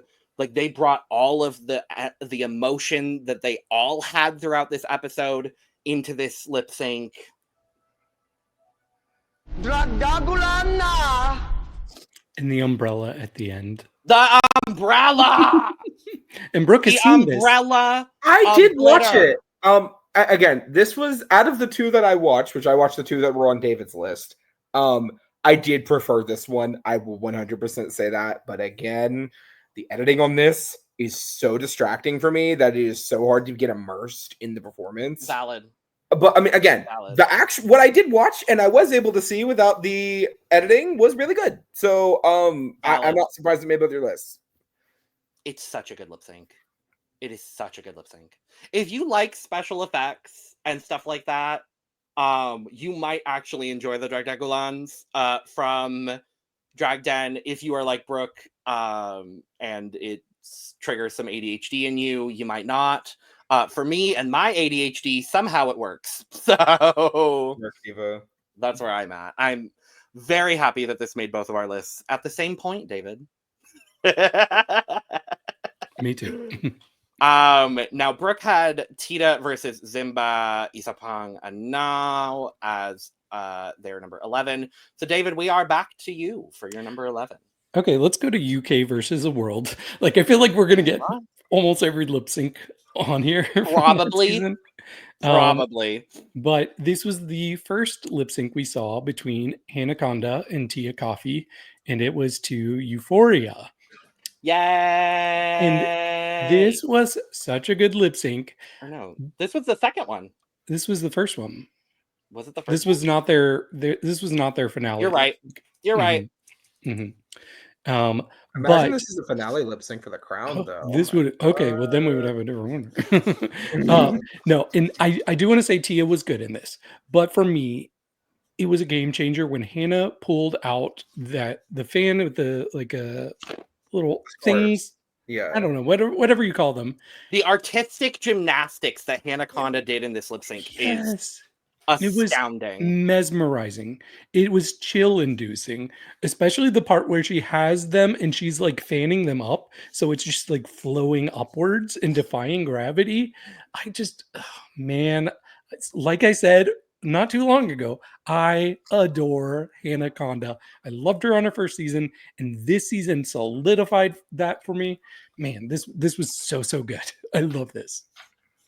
I love that the two Eurovision fans are the two people that also don't have this on their list. This was my absolute last cut I made. This was my number 28 on the year. And I was fuming because I was so excited. I was like, oh, so now I get a second year in a row where I get to talk about the read. But apparently I don't. No.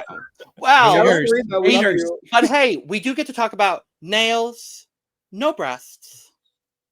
We can talk about that instead. I love the rating. Talk about that instead.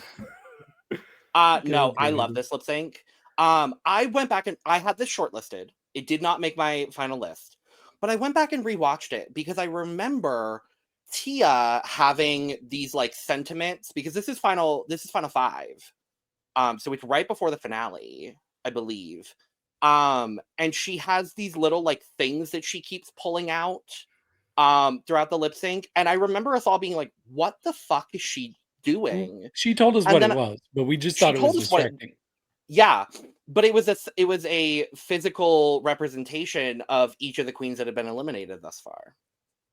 I think it could have been done a little bit better, but I also just I love the irony of Tia literally being a Eurovision superfan losing a Eurovision lip sync to an Australian queen. I mean, if that isn't a perfect representation of half of the Eurovision countries every year, I don't know what is. Because the UK is usually worse than both Sweden and Australia.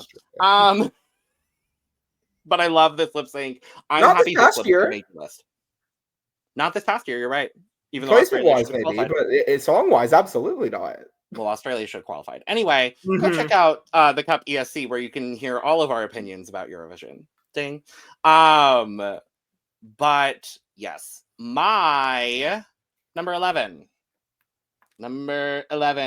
I am kind of upset that this didn't make Brooke's list, and I'm interested in whether it will make David's list. I will be making a trip down under, speaking of Australian queens, and I have 2 3-way lip syncs back to back on my list, because there was no universe where Max versus Karna versus Nikita, to my delirium, was not going to make my end of year list.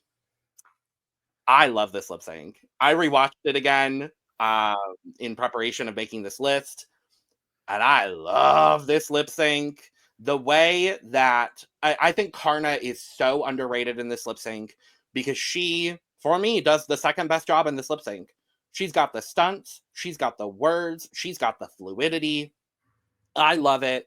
Nikita is also absolutely great in this lip sync.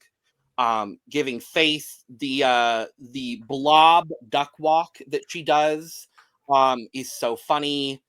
But Max Drag Queen is a star.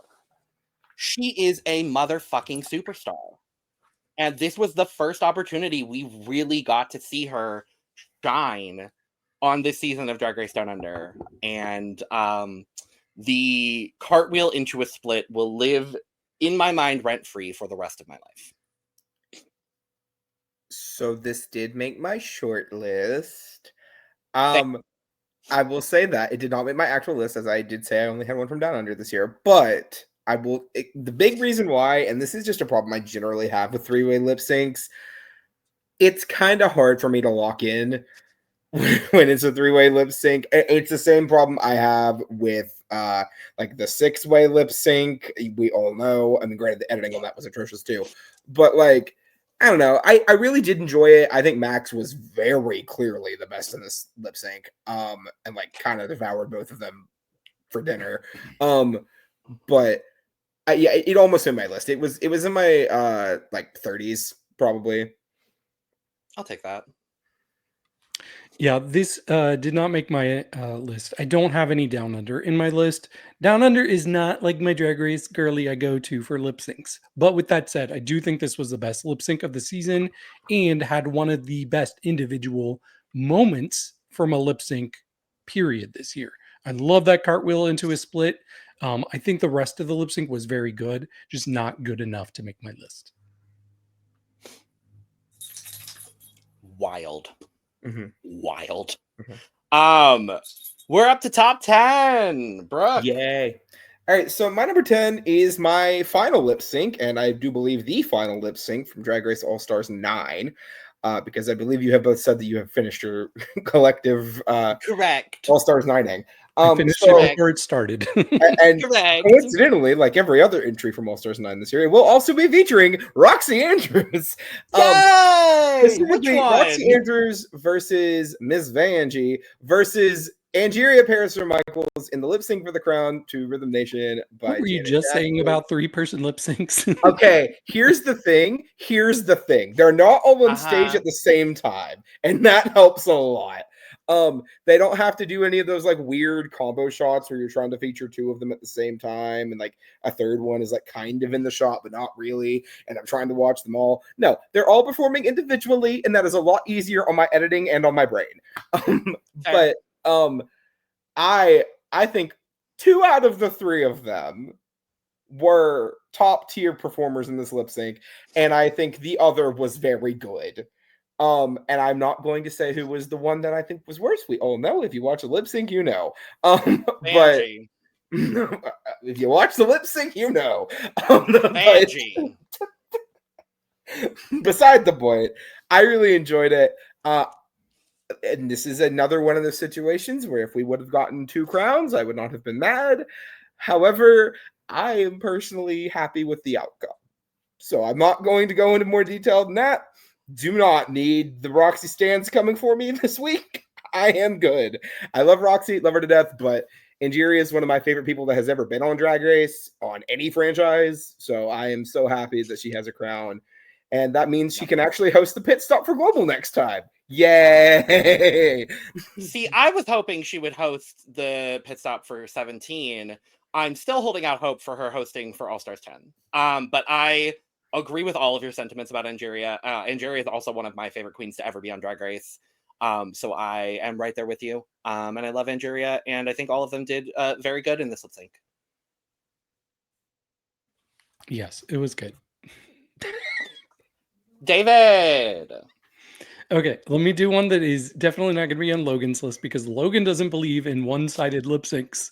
And boo! This one was quite one-sided for me, but the one side gave like a top 3 lip sync of the year for me, and that would be Miss Kiki Snatch versus Dita Garbo with Girls on Film by Duran Duran. Girls on Film. Yes. I am obsessed with Kiki Snatch as a lip syncer. I honestly think Kiki Snatch might be my favorite lip sync artist of 2024. There is something so hypnotic about the way she lip syncs, the way she embodies every lyric. She knows exactly what every lyric of a song is, and she will interpret that into her performance. It is incredible. Incredible. I watched this lip sync and I was like, what the heck? She's never going home. She's never going home. Yeah, I just really love this. Dita was good. Rewatching it, there were some words she was missing. So I'm not saying like she was terrible, but Kiki just killed this. Oh my gosh. Kiki is like an all-time favorite lip syncer for me. You'll be happy to know this was actually landed in my 30s. This was one of the last lip syncs I cut. I actually think Dita did a lot better upon rewatch than I remember her doing. I do agree there were some words that were dropped, but if this lip sync had made my list, it would have been for Kiki and mostly for Kiki. And I am excited to talk about Kiki later.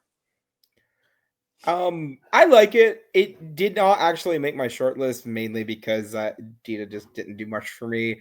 But I will acknowledge that Kiki Snatch is incredible, and I have this weird feeling that we're going to be talking more about Kiki Snatch quite shortly. What?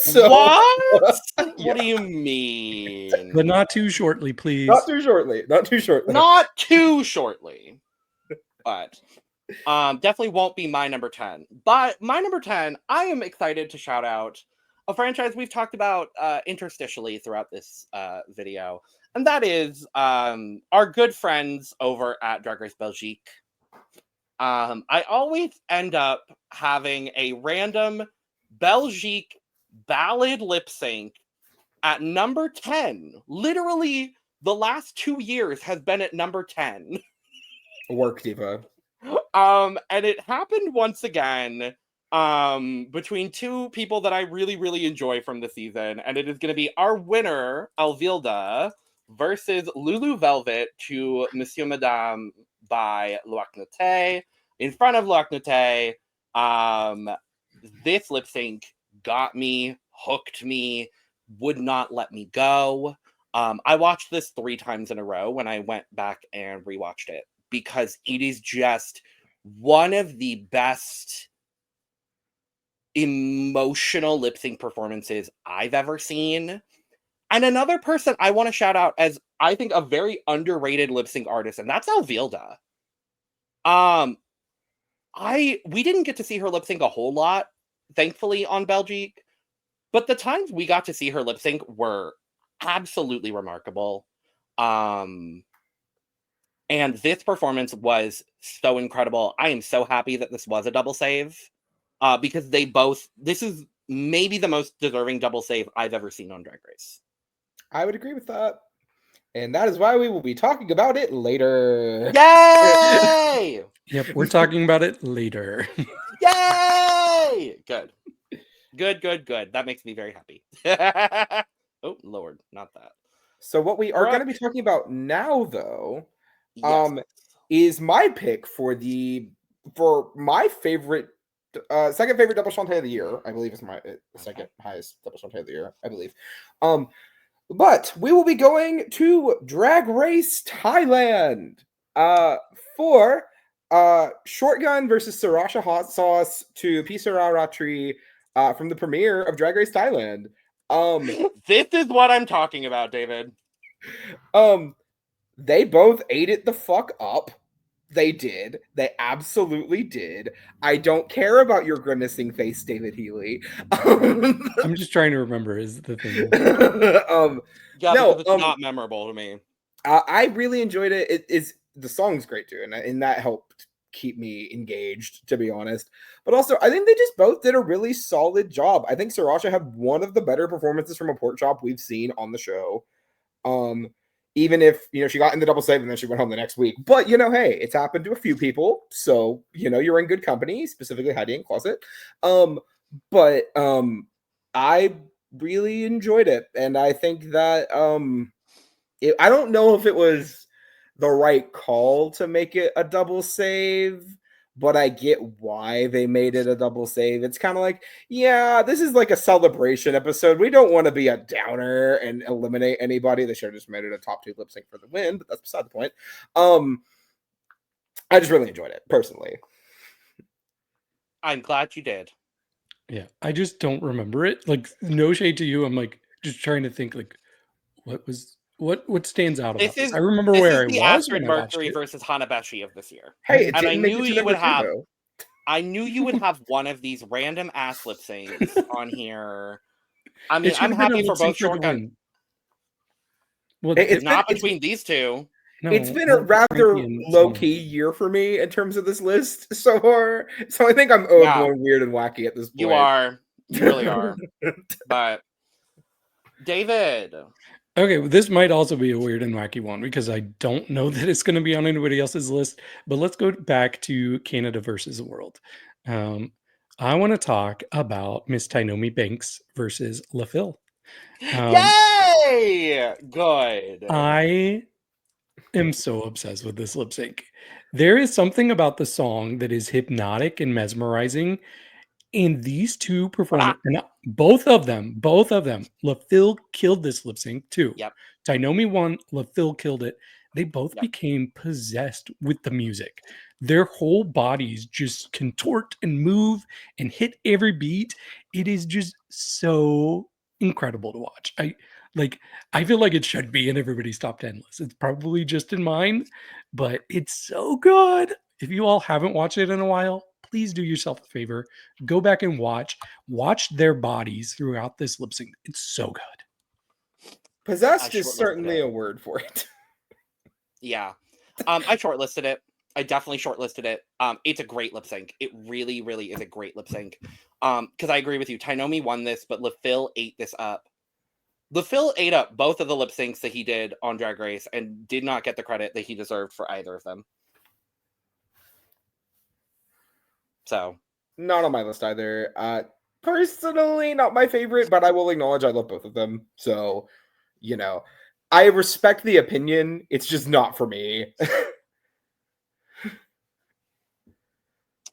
Fair. Well, I think number 9 might be some weird, wacky choices. For all 3 of us. I don't anticipate this being on either of your lists either. But we are making a trip back to Drag Race Philippines. This is a lip sync that I know I personally really love, and I loved it when we talked about it.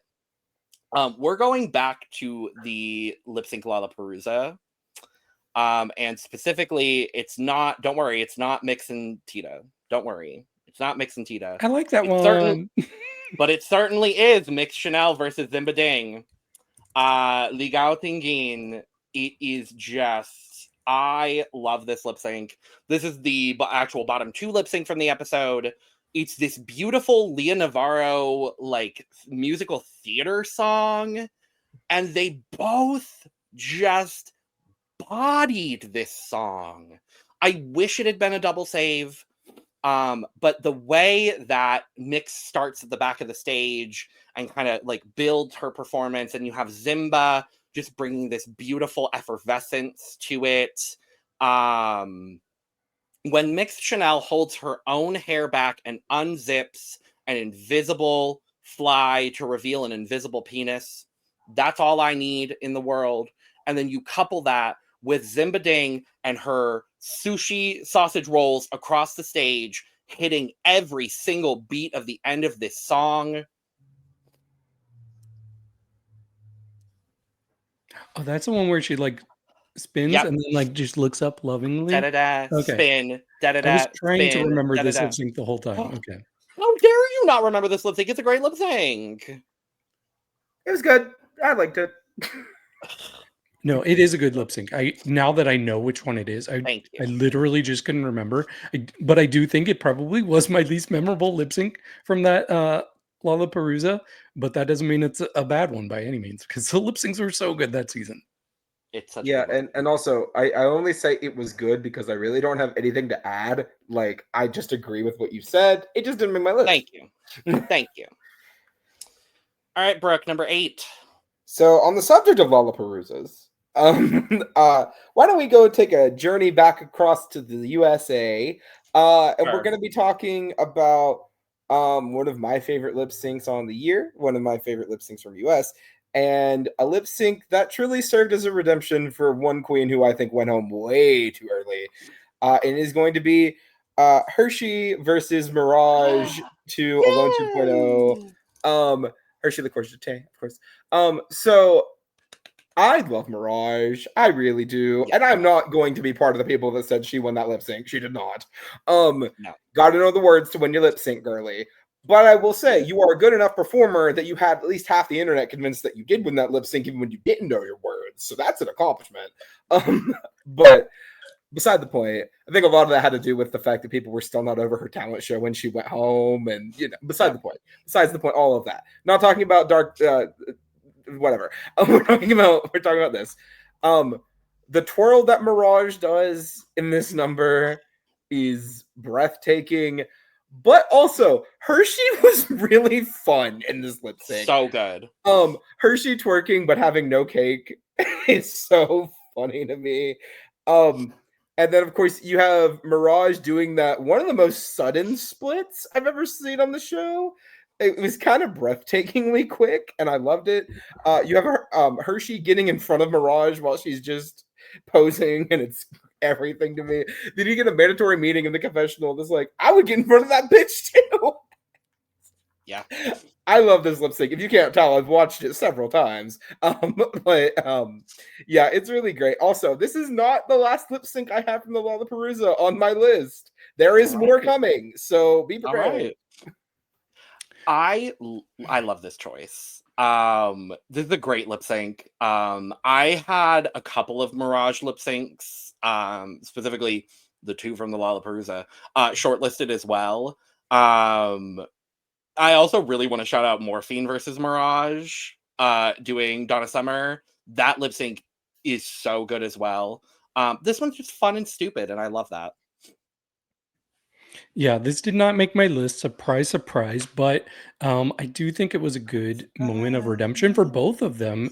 Both of them did much better than their first lip syncs we saw in the season. I do think Mirage won, but Hershey definitely left an imprint in my mind. Like, I can picture, I haven't watched this in a while, but I can picture specific things she did throughout this lip sync, and I her can interesting picture her little facial attitudes. expressions. Right. She just had like this like attitude, and I was living for that. And what I do like about her standing in front of Mirage, she took a beat to do it and then moved out of the way. She didn't stay. A great pork chop lip sync. It wasn't her pork chop episode, but it was a great pork chop lip sync. Shout out to Hershey. Love Hershey. Now, David, you had Mana as your number 8. So here's the part of the program where I know for a damn fact neither of you have this lip sync on your list. And I'm going to bet that you both already know what lip sync it is. I still, for the life of me, cannot tell you exactly why I'm obsessed with this lip sync. But I'm going back to UK versus the World, and it is the premiere lip sync. Another great Pork chop lip sync. It is Eureka versus La Cajena to Meaningless by Charlotte Cardon. There is just something so captivating for me about both of them in this lip sync. And I will say, great lip sync by a pork chop. Another great lip sync by a pork chop. But I also really want to shout out someone else who is another great performer that we got to see this year, and that is Eureka. She may not be the most lovable person all the time.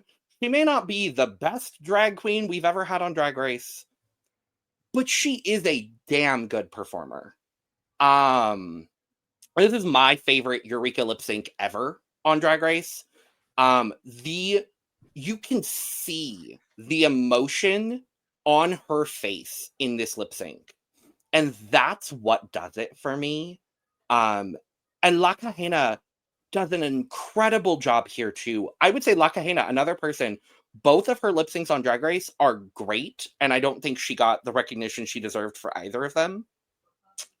When she goes to the back of the stage and then comes out with the eyes on her hands, just all of that is so good. Even Eureka's, like, the Eureka moves that she does in this lip sync somehow work for me. And they don't always work, but somehow in this instance, they worked for me. I don't know. This lip sync has a chokehold on me, and I just really enjoy it. Mm-hmm. Yeah, I'm not mad about this being on the list. I do think it was a good lip sync. Honestly, and I think this speaks to Canada versus the world and how good it was. I think this might have been my least favorite lip sync of the season. But it's still a good lip sync. And I actually...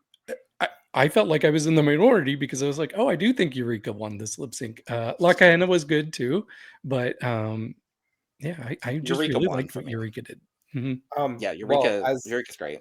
As some of you may or may not know, I am from the area where Eureka originally came from, so I have seen Eureka perform live countless times. So I will always give my girl recognition. She is controversial, and she is not always the most... She doesn't always think before she speaks.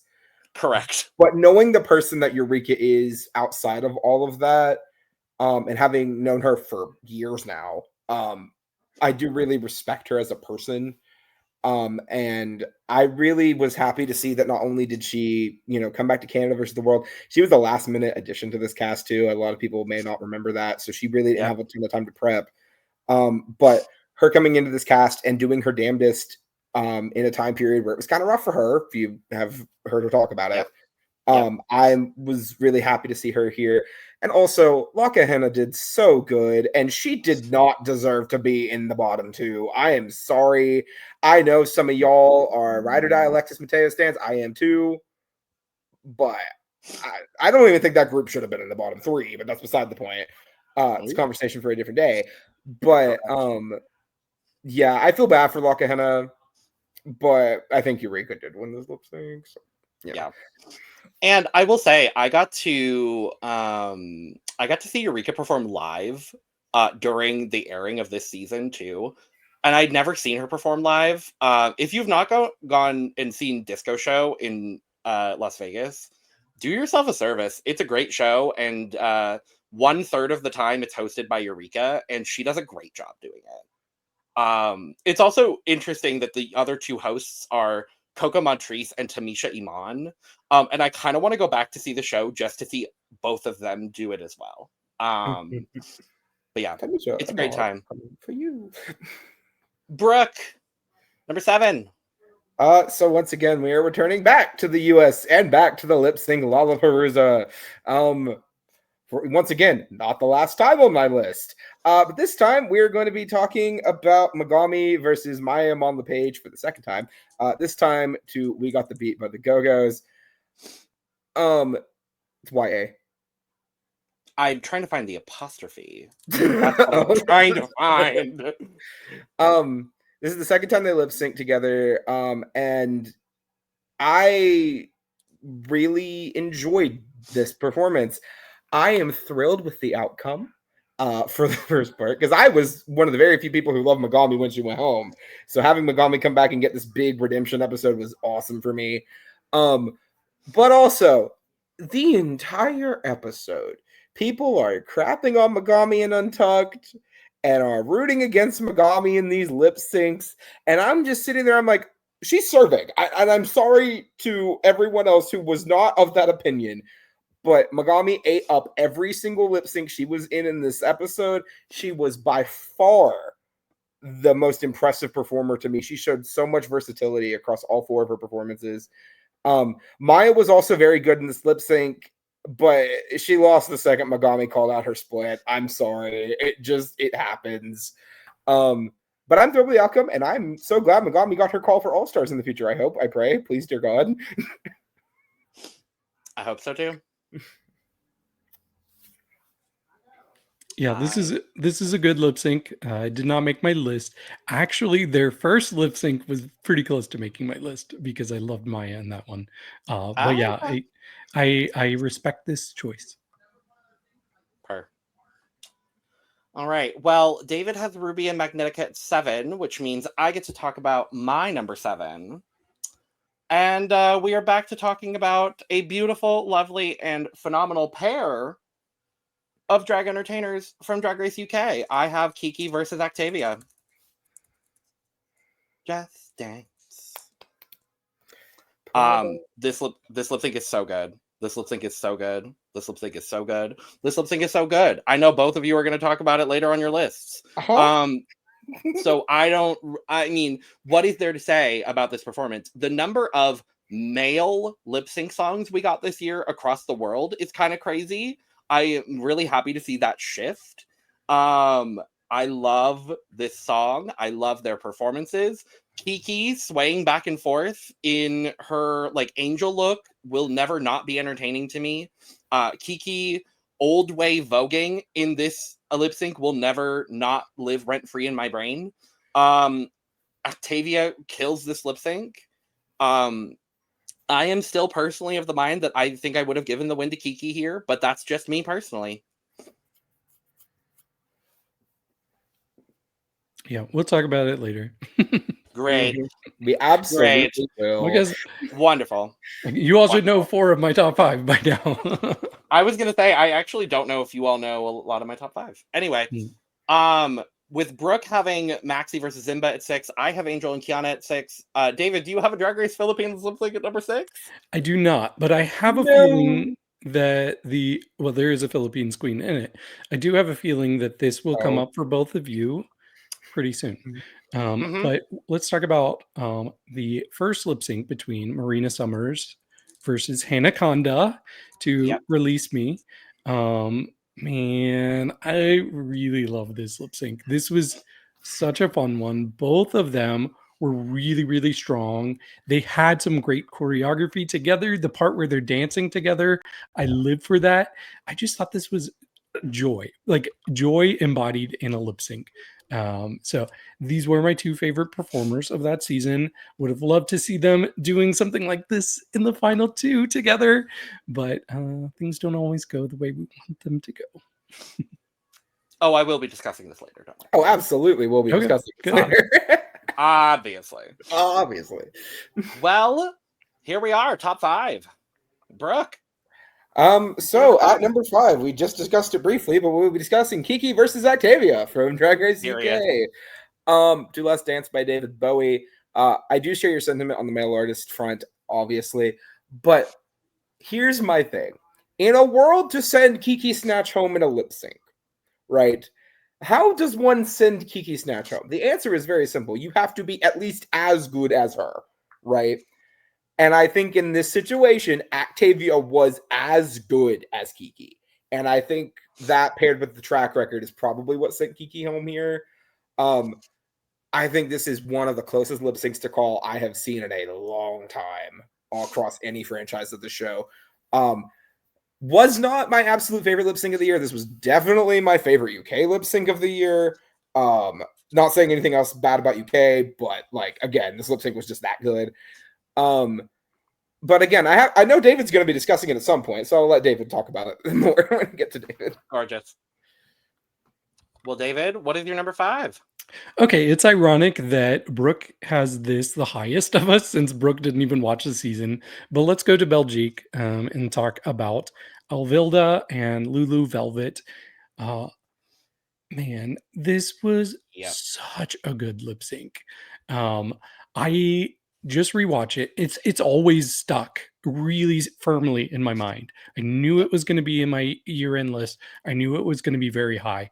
I rewatched it today, and I hear people on the podcast always say, "Oh, I cried during the lip sync." I don't do that.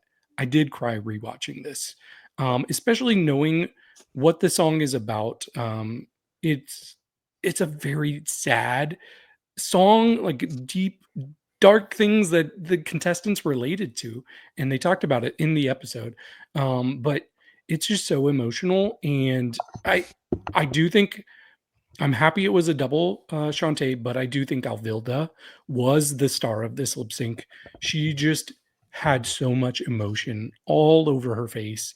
It really felt like this was a song she had written. Yeah, I'm just so glad that everybody put this on their list because this is a moment of the year for me, for sure. Yep. I agree. Well, my number 5 has already been spoken about by one David Healy. I believe a while ago, actually, number 22 to be in fact. It is Mariana Stars versus Maggie J-Lo, Se Acabó by Maria Jimenez. This lip sync for me is the epitome of Spanish excellence. They both absolutely destroyed this. This is another one where I'm genuinely upset we didn't nominate Maggie for she was eliminated in that, because she is wearing I nominated her. Did you? She was on my nomination list that I submitted. I don't believe you, but whatever. Oh, yes. You probably did. This lip sync is so incredible. The way Mariana immediately is like, nope, buy wig, buy headpiece. I'm going to give my real hair. And it worked maybe even better than the headpiece did that she wore in that episode.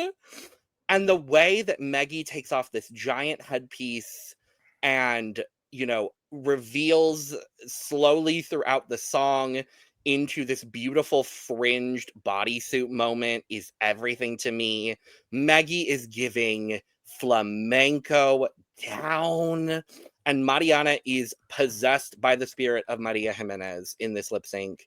It is remarkable. This should have been a double save. I know that I love Chloe and I love La Niña del Antro. This also should have been a double save. And I'm mad it wasn't. Agreed. Brooke. So number 4 was... Okay, so I told David before we recorded that I didn't have a lip sync that I was like my clear number 1 coming into this year. But this was the lip sync I expected to be my number 1 coming into this. This is the one that I have watched by far the most this year. And it is my only lip sync from Global All Stars. And I did submit it for lip sync of the year, and it didn't make the nominations list, and I'm mad. So we're going to be talking about Vanity Vane versus Pythia to I Drive All Night by Celine Dion. Oh my fucking God, this lip sync is everything to me. First off, Pythia, I am so sorry that you are going to have the rep of being a Canadian queen that got sent home on a Celine Dion song on a Global All Stars. That sucks. But you lost. I hate to be that person. You lost. Vanity Vane was the other person I really wanted to discuss at length in this video, but I'm not going to take up too much time. All I'm going to say is this. Vanity Vane is one of the most incredible performers we have ever had on any Drag Race franchise, and I think a lot of people had to open their eyes to see that after Global All Stars. I'm thrilled that Vanity has this reputation now, as she should. But this lip sync is incredible. The fans were a delightful choice. Thank you, production. Thank you so much. But even when she's doing the most basic things, Vanity Vane is the most engaging performer I've ever seen. I don't know how to explain it beyond that. Also, Pythia was eliminated in that. In that? Absolutely not. But yeah, great lip sync. Oh dear God, this is the only reason I want to go back to Global All Stars in any capacity. But great stuff. Yeah, this was one of my last cuts. I don't have this because I actually don't think Bethia is that great in this lip sync, unfortunately. She's not bad. She's not bad. She's not great. But Vanity's incredible. I rewatched it. It was on my short list. I rewatched it. Bethia is not great. And I love Bethia with every fiber of my being. Bethia's not good in that lip sync. I'm sorry. She's good. She's good. Okay. But let's talk about something really good. Okay. So I said earlier that Kiki gave one of my top 3 individual performances in a lip sync. Well, let's talk about another one. I'm wearing her shirt. It is Marina Summers. This was mentioned by Logan earlier. It is Marina versus Tia Coffee to Self-Esteem's effing wizardry. Fucking wizardry. Yes. But I'll say it so you don't have to. Yeah. This performance by Marina lives in my head rent-free. She was so freaking good in this. This is another one where somebody just really embodied the lyrics of the song. Like there's one part where she does like a heartbeat thing. And then this is where this was the same episode where they talked about Marina and the things she does with her face. And that's how she ended the song, was doing it a couple times. And the whole judging panel, they lost it every time she did that. And I lost it at home. I was like, yes, do the thing that they just told you that you had. It was magnetic. It was beautiful. And Tia was good too. Tia was good. I'll give her credit. But I'm so happy that I'm able to look at a one-sided lip sync and still have it really high on my list because I could not leave this out of my top 5. This was one of my last 2 cuts. This was one of my last 2 cuts. This was like 29th or 30th for me on the year. But I do really enjoy it. It's not a one-sided lip sync, David. It's a very even lip sync where Marina clearly won. Very clearly. Very clearly, but Tia did very well as well. Hence why it made my list. But my number 4 is going to be a lip sync we haven't talked about at all yet. I've been waiting for this one. Maybe? Do you think it's the one I'm thinking it is? I think it might be nominated for, or it was almost nominated for best lip sync. What? Not yet. Don't worry. This is another lip sync that has not yet been spoken about. This is the one from DragRace España that lives rent-free in my head. It is the La Gran Finale lip sync between La Coco and La Bella Vampi. Va todo al ganador, or the Spanish version of The Winner Takes It All by the Spanish cast of Mamma Mia. This lip sync is absolutely incredible. I mean, La Coco won the moment that she had her zip moment, but even after that, Vampi still came in and gave reveals and gave emotion and gave power. But Coco did the same damn thing. The amount of emotion that she was showing, literally to the point where she starts shaking, crying, and falls to the ground. Baby, 8, 1 down. Let that sink in. Yeah, I really like this lip sync. I think this was the last lip sync I watched today in preparation, and it was so good. It did not make my list, but I'm glad it got mentioned.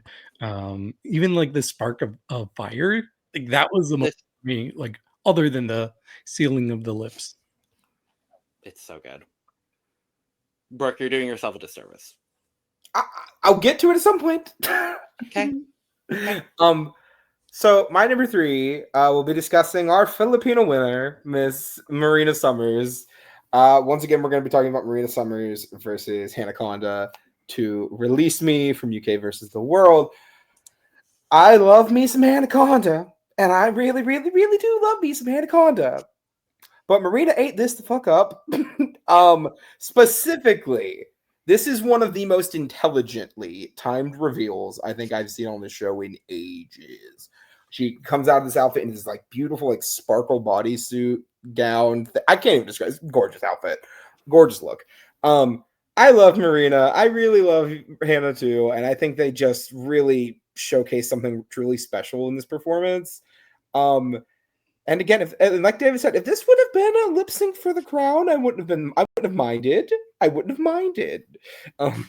Again, this is another one of those times where if any one of the top 4 won the crown this season, I was fine. I think all 4 of them are incredible. And also, we haven't really had the opportunity to give La Grande Dame enough flowers on this episode, but she's also incredible. So this entire top 4 is great. Period. David. Okay, next. Yeah, this one came up way too soon. I thought this would be a lot higher for everybody. But I'm going to go back to Global All-Stars, the lip sync between Soa de Muse and Athena. Man, I really love this. This is the kind of lip sync that I like when it's even. It was even, but I do think Soa won. But just seeing people do similar things in lip syncs, that always gets me. So I just really loved everything that was going on here. And you saw so much joy from Soa the whole time.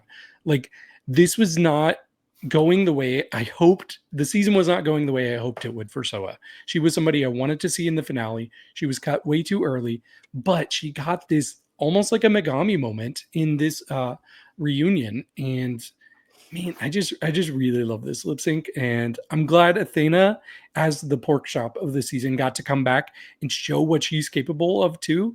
So very good. And I have 3 Belgique girls in my top 5, so I'm happy with that. Work. Period. All right, David. Now is the time that you've been waiting for. And I'm glad that it is in both of our top 3s. There was no damn universe that Lexa Fox versus Horacio Potasio was not going to be in my top 5 for this year. Lip syncing to 1, 2, 3 Go by Bellanova. This lip sync is absolutely incredible. Hands down, top to bottom. The way that they are wearing contrasting outfits, it gave Tatiana versus Alyssa in Shut Up and Drive. Oh my god, the stunting, the emotion. This is the moment that I fell in love with Lexa. I was already loving Horacio, obviously. But this is the moment I fell in love with Lexa Fox. And I think this might have been the moment she won the season. Honestly. And I'm, to this day, still kind of gagged that Lexa Fox won that season. But I love this lip sync. I love both of them so much. If you have not watched this lip sync, please do yourself a service and go watch this lip sync. The most deserved double save of the year for me, without a question. Well, having not watched, I cannot comment if the next lip sync on my list was a more deserved double save than this. But I will say this is my pick for, honestly, the most deserved double save I think I've ever seen on the show. And that is going to be from Drag Race Belgique 2, Elville versus Lulu Velvet to Monsieur Madame, by former Eurovision representative and robbed Eurovision contestant. And he was there. And he was there. He should have won in 2015, but the world's not ready for that conversation. Well, Julie. And I'm right, and you agree. Yeah, I do agree, and you are correct. The fact that I have to deal with Mons Zimmerlo when they okay, never mind. Anyway. This I actually hadn't watched this lip sync until I went back because I'm at Belgique. I didn't have time. And I went back to watch all the lip syncs from this. And this reminded me a lot of a few other lip syncs that we've had on here before, where I may not speak the language and I may not be able to immediately, like, in a way that I would normally be able to connect with the song in English. But I was just sucked in to two gorgeous performances to a song I haven't heard, but I will be adding to my Spotify very shortly. I just, everything about this was perfection to me. And I will say, if I was going to go on objectivity, this is my pick for the best lip sync of the year. Fair. However, when I get to my number one, I will explain why it is my number one. But this is objectively, in my opinion, my subjective opinion that this is the best lip sync I watched this year. Put it that way. Yeah, I love it. For me, it gives a lot of the same emotion that I had with Matilda and Miss Jade So, Gusto Ko Nang Bumitaw from Philippines last year. It was either my number one or number two. I don't remember because I swapped the two Philippines lip syncs I had at number one back and forth. But no, it's incredible. Well, for my number two, you all just discussed two different double save lip syncs. I'm going to discuss the lip sync that was not a double save that should have been more than anything this year. And that is Actavia versus Kiki Snatch with Let's Dance by David Bowie.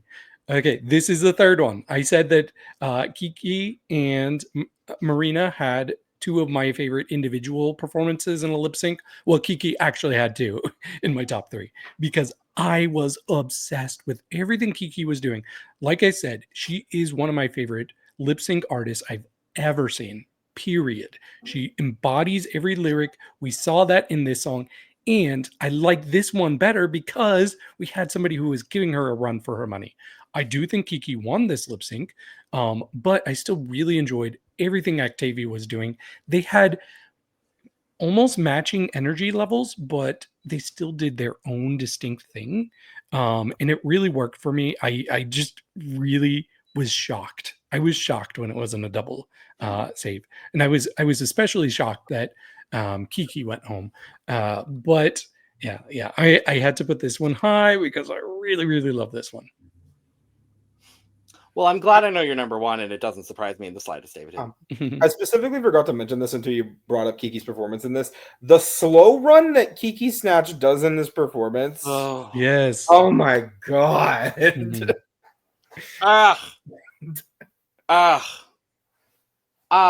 It was actually really difficult for me to distinguish between my top two. And I went a little bit different this year. Ultimately, with where my top two ended up. And I would say, honestly, this goes for my top three, where my top three are just really fun lip syncs. And I don't always love the very, very fun lip sync. I do tend to gravitate towards a ballad and an emotional moment, as we saw throughout my list. But I decided I didn't want to be emotional because bad bitches don't cry. They don't. And my number two lip sync of the year is Sanjina versus Perla. Valid. It's just such a good lip sync, top to bottom, left, right, diagonal, every single angle that you look at this lip sync. It is a damn good lip sync. They both destroyed this song in two completely different ways. And the way that Sanjina brought this Bollywood or Bollyhood kind of energy to it, when she does that little hip movement every time that Priyanka says bad bitches don't cry, it's just so good. The jump into the back bend that Perla does that I've literally never seen done before is incredible.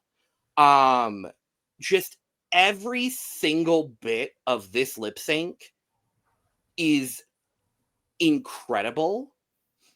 I do personally believe, and I've said it the whole time, I personally believe that Sanjina won this lip sync, but it is like a 51-49 for me because Perla, like the facial expressions that Perla gives in this, and my favorite moment of the whole lip sync is when they close up on Perla and she just goes, Ralph, it's everything to me. It's everything to me. This lip sync is everything to me. I love these two so much. I'm sad we did not get to see more of Sanjina on our screens, but make sure to go check out our exit interview with Sanjina, available on the channel now. Ding. And I hope we get to see a whole lot of Perla on this season too. Valid. And again, I'm of the opinion that the 51 to 49 went the other way, but I see where you're coming from. Fair. Yeah. No, I see where everyone's coming from with this lip sync, because it really is. It is one of the few lip syncs I've ever seen where it genuinely, like, if these two were in the bottom, no one would have gone home. Mm-hmm. Like, someone had to win because someone had to win and get a point in the playoffs. Like, that's literally what it was. But I love these two so much, and it's my second favorite this year. Well, it has been a journey to get here. It's been a video. We've had a really good time. Yes. So talking about my number one, when I was very young, right, like 5, 6, 7 years old, I used to go, you'd get driven places by your parents and your grandparents, because it's just kind of how you have to be when you're that young. You can't really go anywhere by yourself. And my grandma mostly listened to like oldies, and that's not a problem. I like me a good oldie, and I got raised on like Patsy Cline and, a bunch of artists of around that time period. But the one artist that my grandma and I really shared together, that was a little bit more modern, that was kind of out of her pocket to really listen to, was Donna Summer. So when I get to see my favorite Donna Summer song on Drag Race, in the lip sync Lollapalooza with Mirage and Morphine Love Dion, this time I know it's for real. I didn't watch the lip sync when it happened, because I didn't want that experience to get ruined. And no shade to either of them. I love them both. But, for this video, I said, you know what? If it's bad, I can just pretend like it didn't happen, and I don't have to watch it, and I can just move on, and I don't have to acknowledge it. And they were both incredible. So sentimentally, I have to have, I'm literally crying, I'm sorry. Sentimentally, this is my favorite lip sync in the entire history of the show. So I can't not have it at number one. I will acknowledge there were, honestly, probably my top 10, I would say every other lip sync in my top 10, I think, was probably a better lip sync from a performance standard. But sentimentally, this is my number one, and I can't pretend like it's not. And I thank you two for making this lip sync so special. Yeah, and thank you, Drag Race, for actually doing this song, because I didn't think it would ever happen. So thank you. And thankfully, it is a good lip sync. It's really good. Thankfully, it was a great lip sync. I'm so sad that I had to cut it from my list, because it's such a great lip sync. Like, this for me is like Mirage's redemption moment in lip syncing. Like, it's such. I'm so happy for all of the reasons that you put it on your list, Brooke. Mm-hmm. But it's also just a stellar performance from both of these entertainers. Mm-hmm. And the fact that I got to see both of them live together on my birthday was even better. So I'm jealous. They didn't do this song, and I was pissed about it. But yeah. Well, how do I follow that up? By talking about a great lip sync that I know is your number one. Yes, I think you definitely know what my number one is. So I'm just gonna put it right there. I have been waiting for the moment when I could get the same feeling that I got from that Alyssa Edwards and Tatiana lip sync. You already said that. Lexa versus Horacio doing 1, 2, 3, go in Drag Race Mexico was mind-blowingly good. And I had heard, before I watched that episode, I saw that Lexa went live on Instagram and said something about lip sync iconico, and I was like, okay, so it's probably going to be a good lip sync. How good could it really be? Man, this was so good. This might be my favorite lip sync in years, honestly. I just really loved how evenly matched they were, how they kept doing some of the same things throughout. it gave me kind of how I felt when I was watching Evie and Brooklyn as well when they did their lip sync in season 11. It's so good, and Brooke, I really need you to track this down and watch this, because you will see this and you'll be like, oh yeah, that probably should have been on my list somewhere, because it is so good. I don't doubt it. Yeah, and it's fine that you haven't seen it, but these are two incredible performers who can do all of the tricks. And sometimes I don't want to see tricks, but this lip sync, I needed them. I needed every trick, and they gave them to me. Yeah. I'm not surprised at all. This was your number one. And I don't think either of you are going to be surprised by my number one either. I mean, it's the one lip sync that we've talked about that I have not yet talked about. Right. But there is not a single lip sync this year that has captivated me more than our girls, Marina and Hannah, doing Release Me. It is just...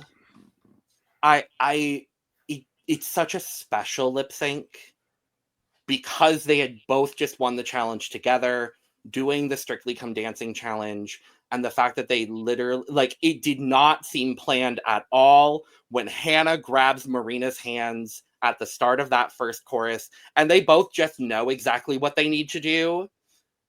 And it's not perfect, but it's such a perfect representation of why I love this season so much. It's beautiful, spectacular, incredible, just damn good drag. And what makes it even better is that Hannah has cat makeup on. And she still just performs the fuck out of this lip sync. Wasn't ready for that. But like, when you can perform a damn good lip sync with cat makeup, I don't need to say anything else. Once again, Like, special shout outs to Hannah Conda, because you really, like, truly. Marina already had the reputation coming into this season as, Yep. oh, she is a performer, she is a lip sync destroyer, etc. Right? Hannah didn't have that really, and I am so happy that after the season of Versus the World that she really got to show everybody what she can do. Period. Well, there were 3 of us, and somehow this still took 2.5 hours. We had a lot on our minds. We did. We certainly did. And we're going to get out of here because we've got other things to do. But thank you for joining us for this top lip sync of 2024 list. Let us know your favorite lip syncs of the year down in the comments below. If you watched some of the lip syncs that we talked about that you didn't see prior, let us know what you think about those too. Very excited for so many more great lip syncs in 2025. Cannot wait for it. Subscribe, like, and share on the way out because we've got a couple of other end of year videos coming very, very shortly for you all. And make sure to check out the description below where you can find all of our audio podcast links, our other YouTube channels, our Patreon, our social media, and where you can get your merch, including but not limited to cup, mug. And with all that being said, we are going to go ahead and get out of here. So cheers. Woo. Cheers. Woo. Cheers.